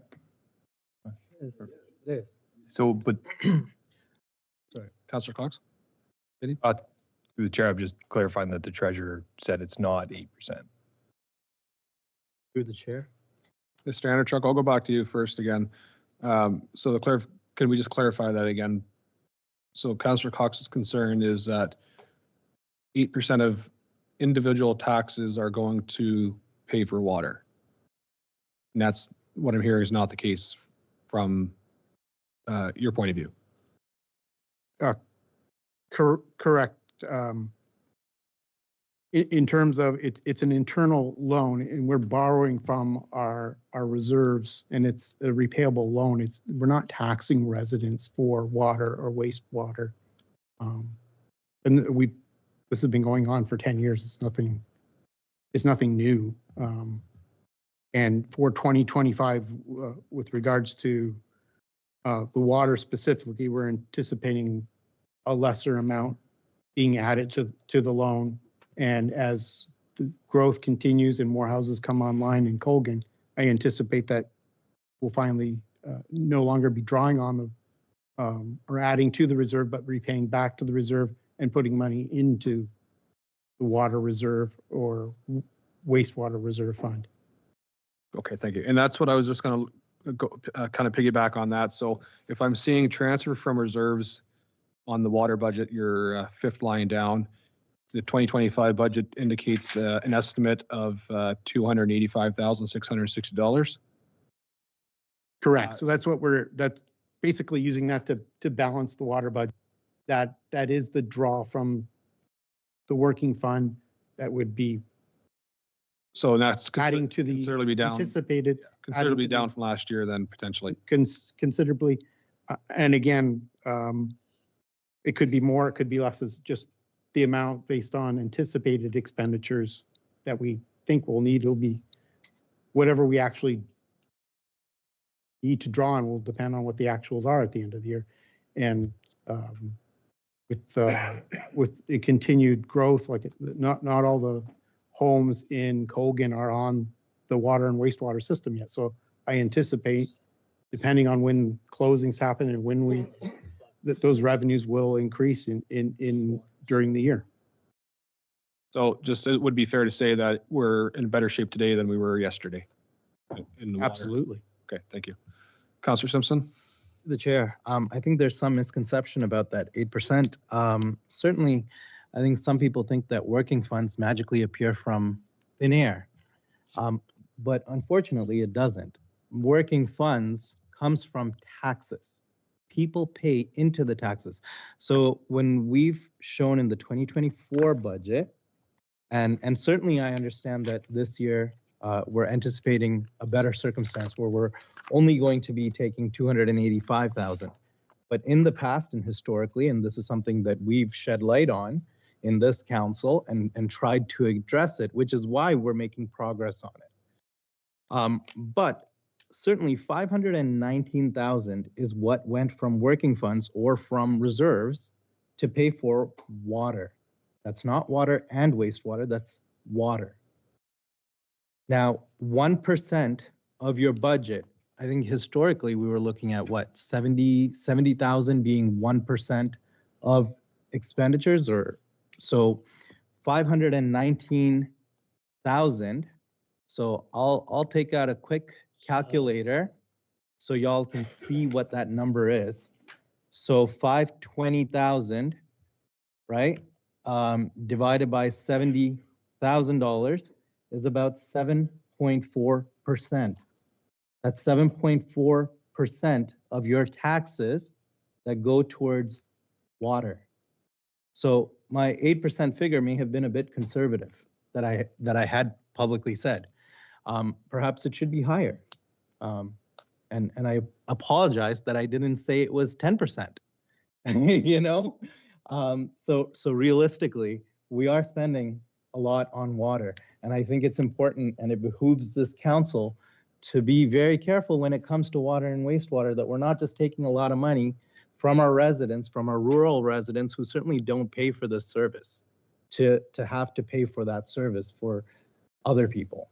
And you know, certainly at a time of need, it's important that councils, you know, put forward monies that's needed in an emergency. This is not an emergency. This is our operating budget.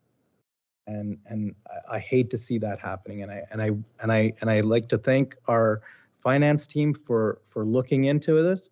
And I think council has done a good job as well in calling out our consultants to have them review the numbers. But I will note that one thing is, I think based on the numbers that we're seeing, perhaps we're moving more aggressively than perhaps we should. And I think also that we should also look to having efficiencies that we can bring and perhaps advocate to the county to do more to bring these rates down. Certainly in regions that we see, Peel, York, City of Toronto, they get efficiencies because of the scale of their projects and the scale of the systems. And certainly if Simcoe County were to start looking at water and wastewater, I think we can also achieve that. So thank you. Thank you, Councillor Simpson. I certainly don't want to debate the merits of it. I don't think your argument holds water, and excuse the pun. 1% of our budget at certain times throughout the years has changed. It's near 100,000 now. And to my point earlier, we made 414,000 in interest, which if you take that and you put that against the loan, then there's actually only $100 and some odd thousand that would have been borrowed from the working fund of taxpayer dollars. So when we look at the budget, we have to look holistically here. This is we have 7 departments that each contribute to the municipality. And I'll use building as a prime example here. Sorry, Debbie. Several years ago, the building department was not self-sufficient. We did not have permits, we did not have growth. And so each year, the building department, to pay salaries and wages and other expenses, drew on the working fund to subsidize, to self-loan that department. And now we are seeing growth, and we're putting over, we threw, what was it, $1 million a few years ago back into, and that repaid the working funds from the building department's operations over the last 15 years. So unlike building, water is in the same situation. It will be self-sufficient, and it will repay the working funds over time. So I compare building and building to water as the same comparison. It will happen. And I will commend council and staff for taking the initiative in this term. We have been the only term in council in the last 2 terms to actually sit down and say, we want, as a council, to address water and wastewater, and we did. We've had different opinions as to how fast and how aggressive we want to be. We've had different opinions as to what the right rate should be. But through all that, we have to be mindful of all our residents who are in the township, not just those on water, just not those just on their own services, but everyone holistically in the municipality. Because if we took that approach with taxation, then somebody who contributes taxes in a rural part of our township would see a plow once a week. And somebody in Everett or Lisle or Colgan or Rosemont would see a plow every day. Because if you're contributing to the dollars, you would get better services for the dollars. And so we have to look at this holistically. I would make the argument that the community of Everett has funded the township of Adjala-Tosorontio for a number of years, because that's generally the biggest population. They don't see any improved services because they fund it. We look at this as council, we take this approach that we manage the entire township, manage tax dollars evenly amongst all residents, so that we're not picking individual areas or settlements and saying that you deserve a better service because you have more people in the community or more people in the ward.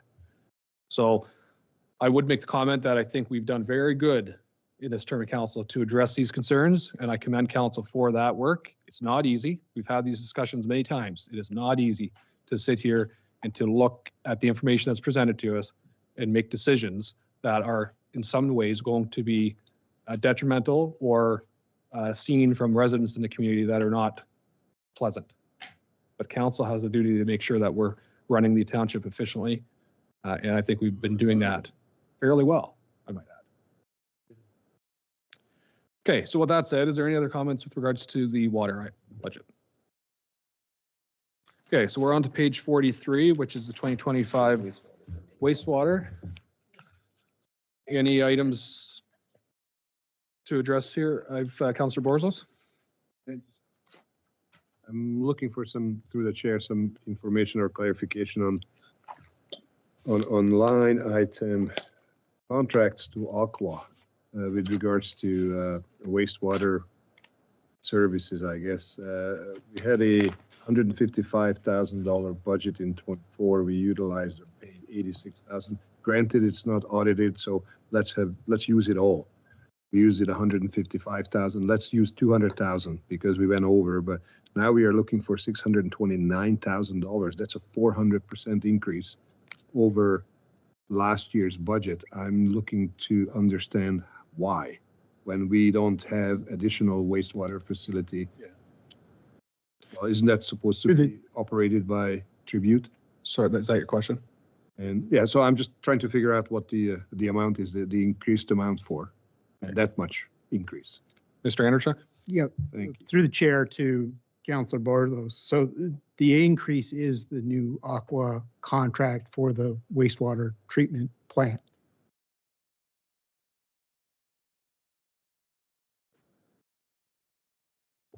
Okay, but like, so one facility, which was the Everett system, costs $154,000. Now we add another one, and that's quadruple the cost. How does that compute? Like in my mind, it just doesn't, if it's a system, it's a system. I mean, it will be differences, there will be discrepancies between the systems, but 400% different, I don't understand.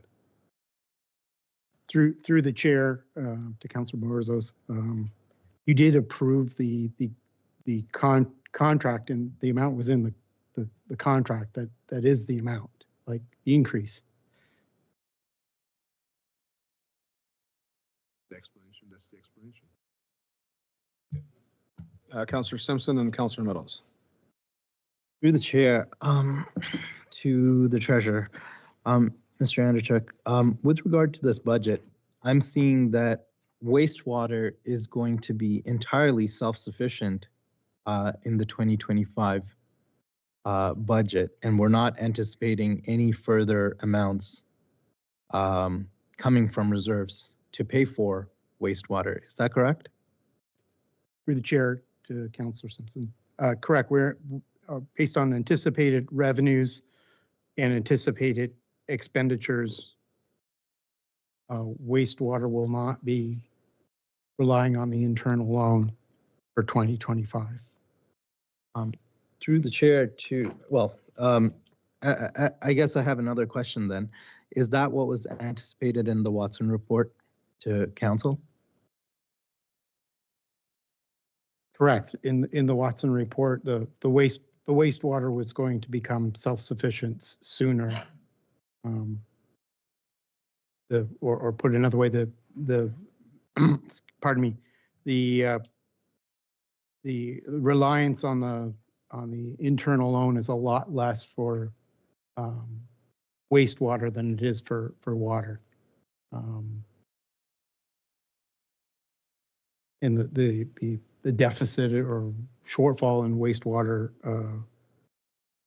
is much less, and we've seen council has approved the fees for wastewater, and I would like, or those revenues, we're seeing a quite a larger increase in revenues, partially driven by consumption and price and by the development, adding those 500 plus homes in Colgan.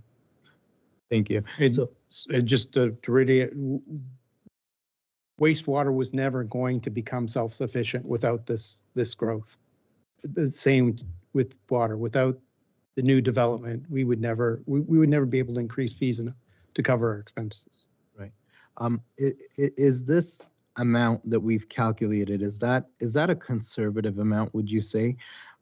Especially taking into account that tomorrow council is going to be considering a 20% reduction on the wastewater fees. Yes, for 2025, I budgeted a conservative amount. Again, it'll be very much driven also by how many users are on the system and how much water they're actually consuming. That's what's going to drive the actuals next for this year. So if tomorrow council decides that 20% reduction in fees is warranted, do we anticipate that water or wastewater rather would still be self-sufficient? Through the chair to council, yeah, it is a conservative number I put forth as the budget. Again, it'll be very much dictated by how many additional users are added in 2025, as well as what their consumption levels are will dictate that revenue.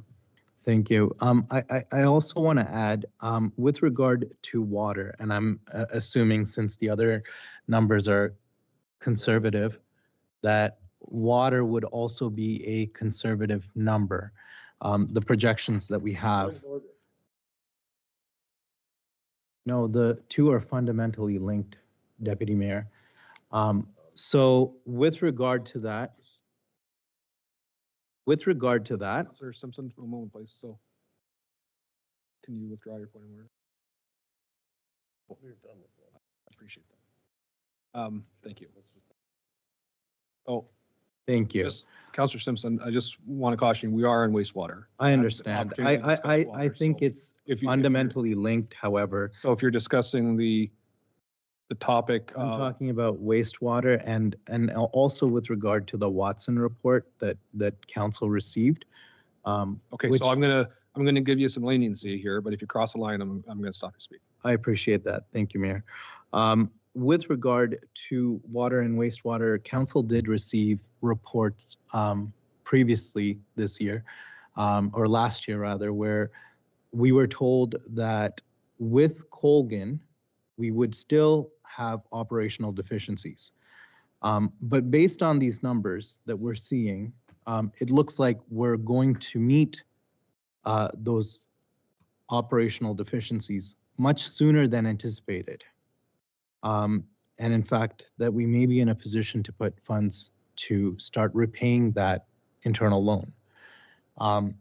And I'm worried that that may not be a good thing for us to do, because we're putting all this weight on new residents that have moved into our municipality to address errors from the past. And I think we need to take a look at this just to make sure that when we're at that point of repaying the internal loan, and when we're at the point of starting to put money into reserves from water and wastewater, especially keeping in mind that we do have a high rate, that we want to do that balance appropriately so that new residents in Colgan don't end up paying more for mistakes that the municipality has made in the past. So that's what I wanted to say. Thank you. Through the chair to Councillor Simpson, I guess best to answer your question. These are anticipated revenues and anticipated expenditures. Council may decide to reduce the wastewater rates. My intention would be at the end of next year to bring, these are the actuals, and if there's money that's gone into the, or money to go into the reserve or toward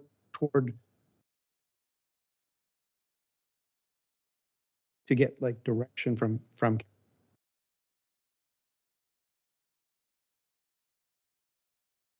and it's very a guesstimate.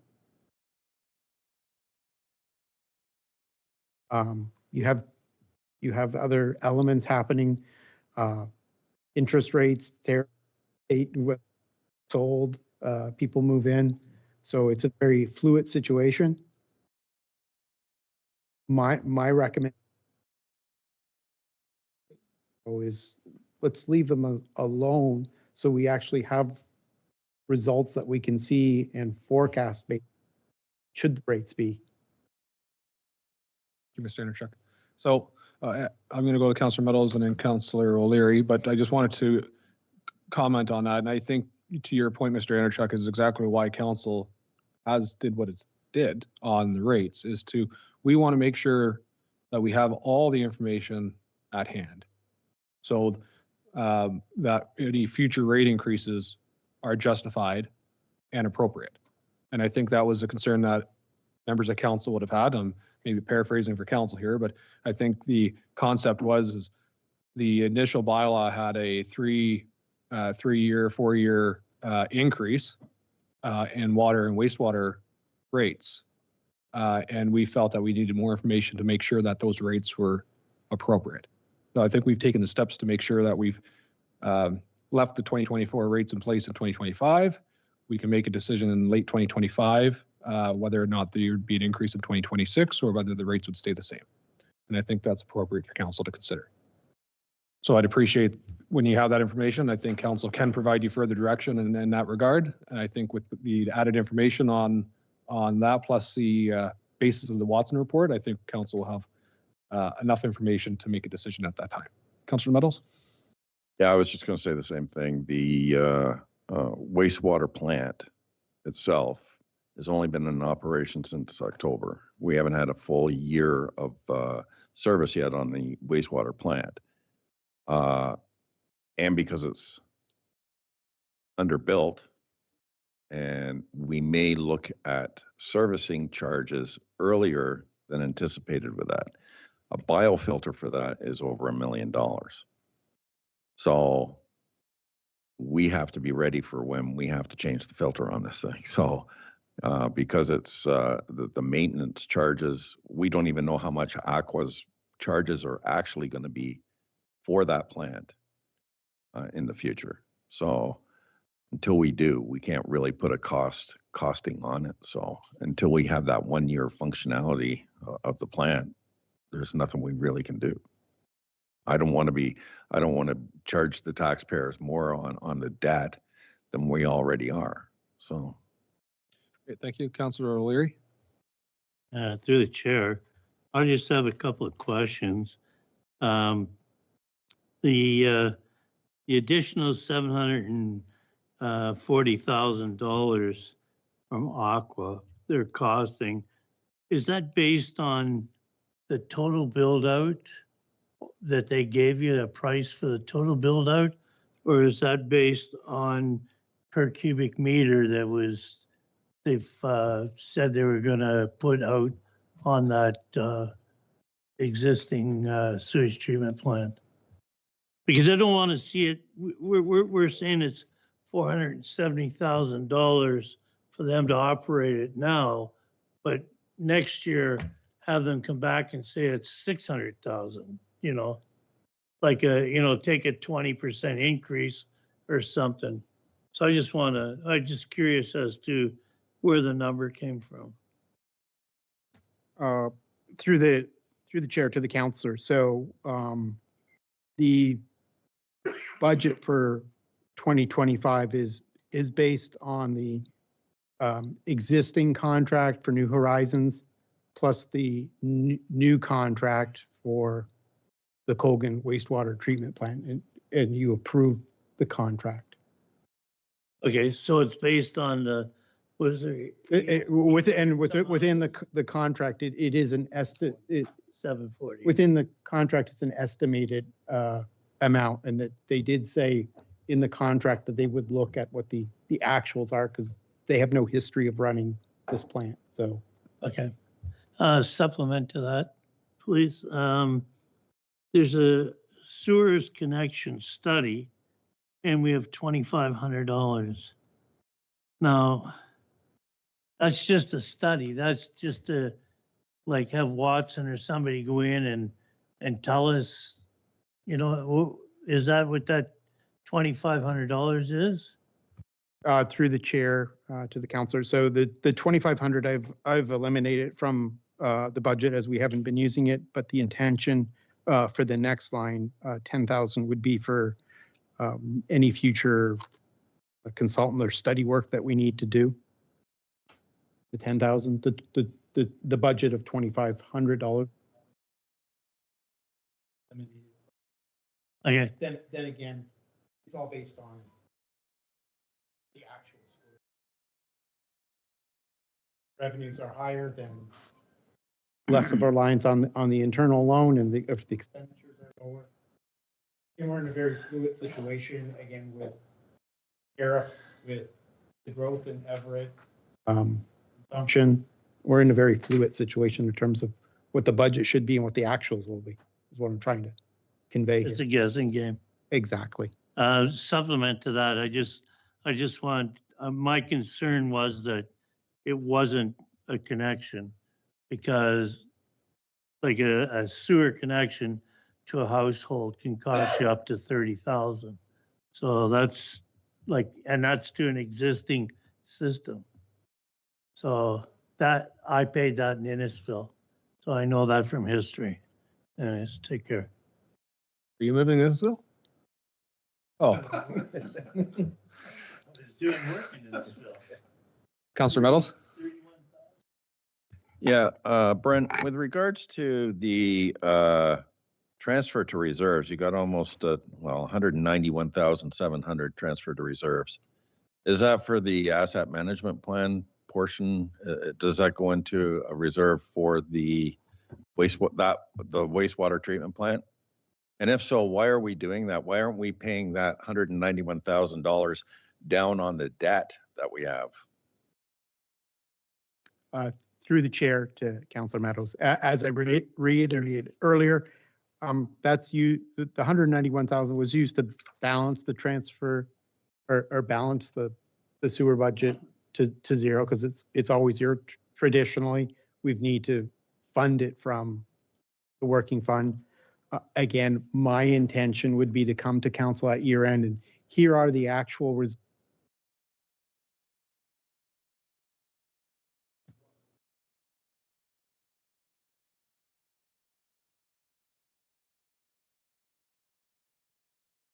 Yeah, okay. Merci beaucoup. Okay, any other questions with regards to page 43? Okay, seeing none, so then we're on to page 44, which is Parks and Recreation. Any questions or comments on this item?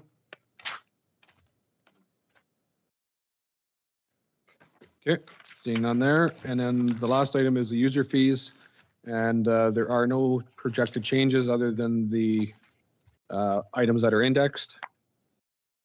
And I believe if there are adjustments in the year, staff will probably be bringing this up the board for an amendment to the user fees in 2025 if there's adjustments to be made. But there's no adjustments other than those indexing. Councillor Borzos?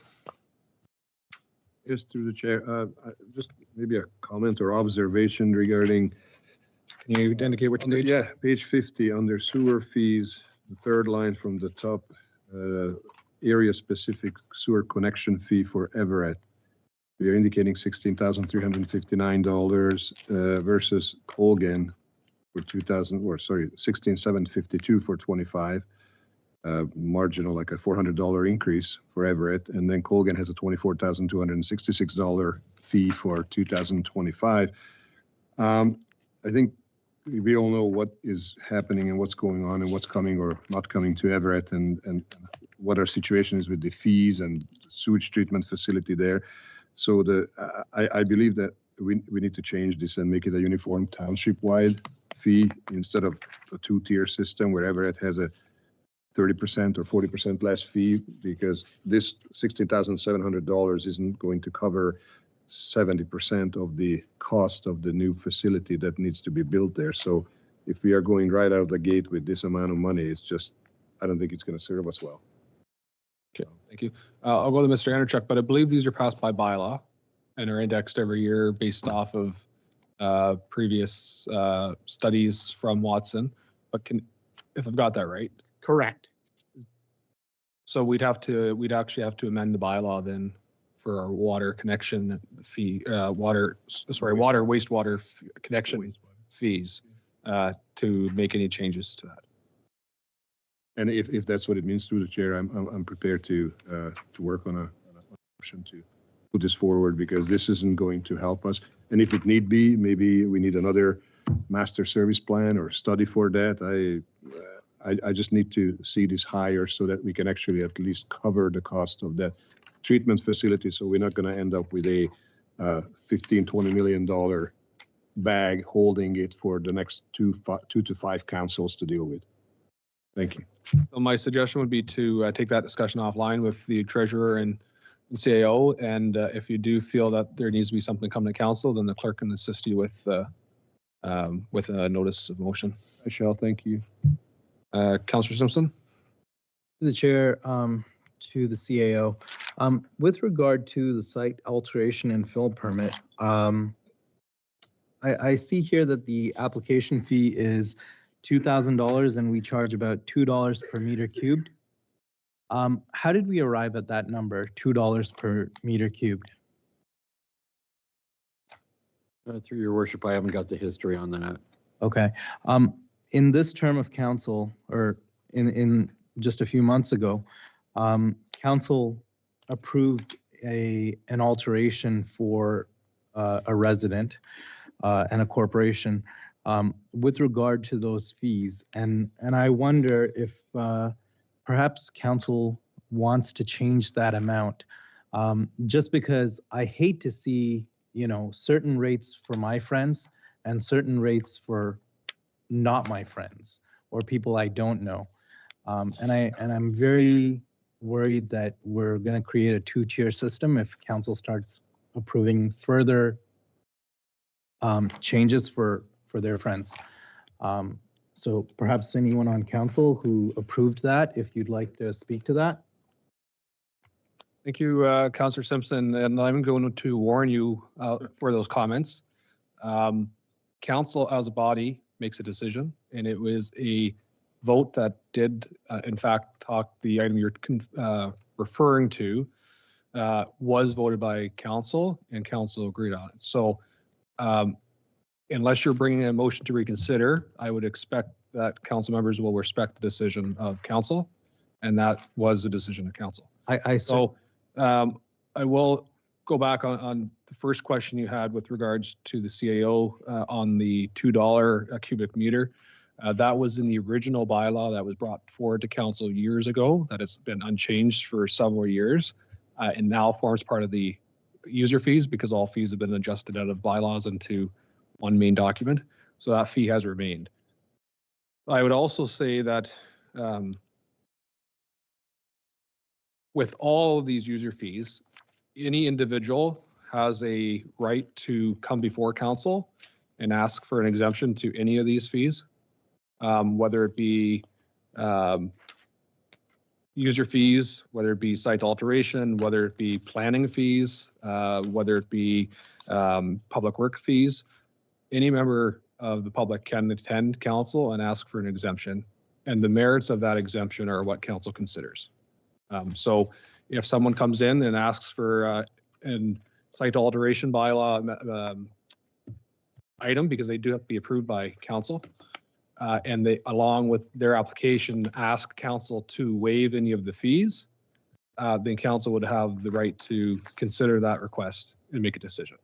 And I think that's what's happened on most of our applications for fill and site alteration, is if they feel that they can't afford it or shouldn't have to pay that tipping fee, then they would come and ask council for an exemption to that fee. So further to my comments, I would like to note that council has this opportunity right now to lower it, that tipping fee from $2 a meter cubed to perhaps $1.50 per meter cubed. If there's any interest in council, I certainly urge you all to do that if that is the interest of council. But I would like to note and put on the record that I'm not in favor generally if we have fees, and unless there's some egregious reason why the fees should be different, then perhaps we should not be looking at changing those fees for certain people and keeping fees for others. Thank you. Okay. I appreciate that. I think council's comfortable with the $2 cubic meter. I think that's been reasonable for anyone who's been doing site alteration within the municipality, and has provided a bit more security for our roads network so that we have funds available to make any repairs as necessary.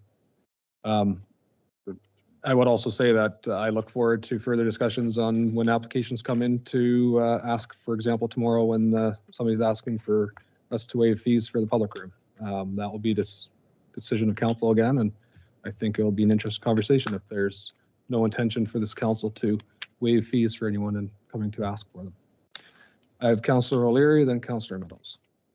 To the chair, I think it's just like everything else. It's site specific. The reference that my councillor is making here is an agricultural purpose. I mean, if it's there could be for a building permit, that would make different circumstances. But if it's landscaping and aesthetics, that's another totally different circumstance. And I think that we've set a guideline, and then it can be adjusted on appeal or brought forward to council. And I think that's the best way to deal with it. Thank you. Okay. Councillor Meadows? Yeah, through your worship, we would have to rescind the bylaw to change this because it was brought forward in a bylaw. So if anything, I would want to increase it rather than decrease it. So, you know, like everything changes in time. So our roads are getting beat up by all this fill. So I'm totally against lowering it for anything right now. Thank you. Any further comments with regards to user fees? All right, seeing none, I will just recap if there's any further questions on the budget process. We went through the budget, but if there's any further questions on the budget process from council, Councillor Meadows. Yeah, I just have one question, and that's with regards to remuneration for remuneration for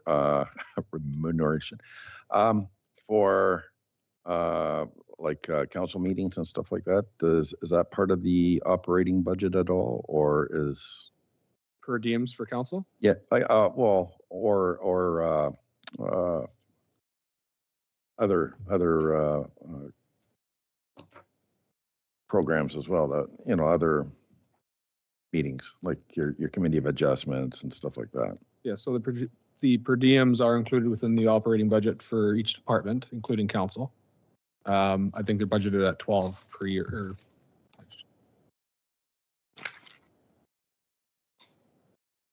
$12 per year.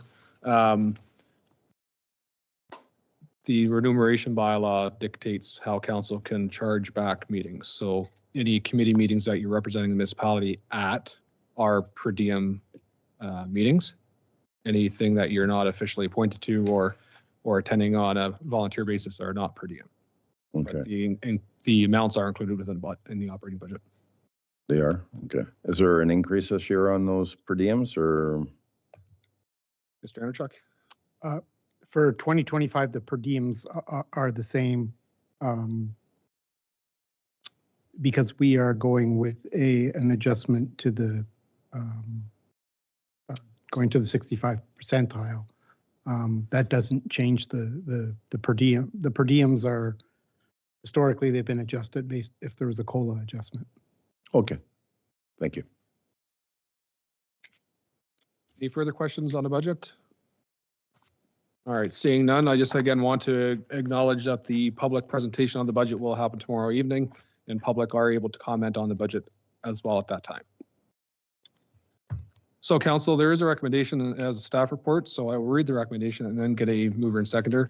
That staff report FIN 2025-02 dated March 11, 2025 regarding the 2025 draft operating budget be received, and that council approve the proposed 2025 pay grid for the township staff presented in attachment A.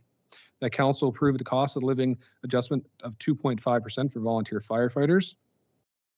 That the proposed 2025 pay grid for council be approved as presented in attachment B, and that staff bring forward the necessary enumeration bylaw to the April 9th, 2025 regular council meeting for approval. And that council directs staff to make any recommended adjustments to the 2025 draft operating budget, which were none, and present the final 2025 operating budget for council approval at the April 9th, 2025 regular council meeting. Do I have a mover for that recommendation? I have Deputy Mayor Laux, second by Councillor Borzos. Any questions on the recommendation? Can I have a recorded vote on it, please? Certainly. Just going back to any questions. Are there any questions? Seeing none. Madam Clerk, record a vote by Councillor Meadows, please. Thank you, Your Worship. Through to Councillor Meadows, in favor or against? Against. Councillor Borzos, in favor or against? In favor. Councillor Cox, in favor or against? In favor. Councillor O'Leary, in favor or against? Councillor Simpson, in favor or against? Deputy Mayor Laux, in favor or against? In favor. And Mayor Anderson, in favor or against? In favor? That's 5 in favor, 2 against. Thank you. The motion carries 5-2. All right, Council, so we're on to item 6. 6.1 is the confirmation bylaw. That the bylaw 2025-015 being a bylaw to confirm the proceedings of the Council of the Township of Adjala-Tosorontio at a special council meeting held on March 11, 2025 be enacted. The mover, please. Councillor Cox, second by Councillor O'Leary. All those in favor? And that is carried. And we are adjourned at 3:51 p.m.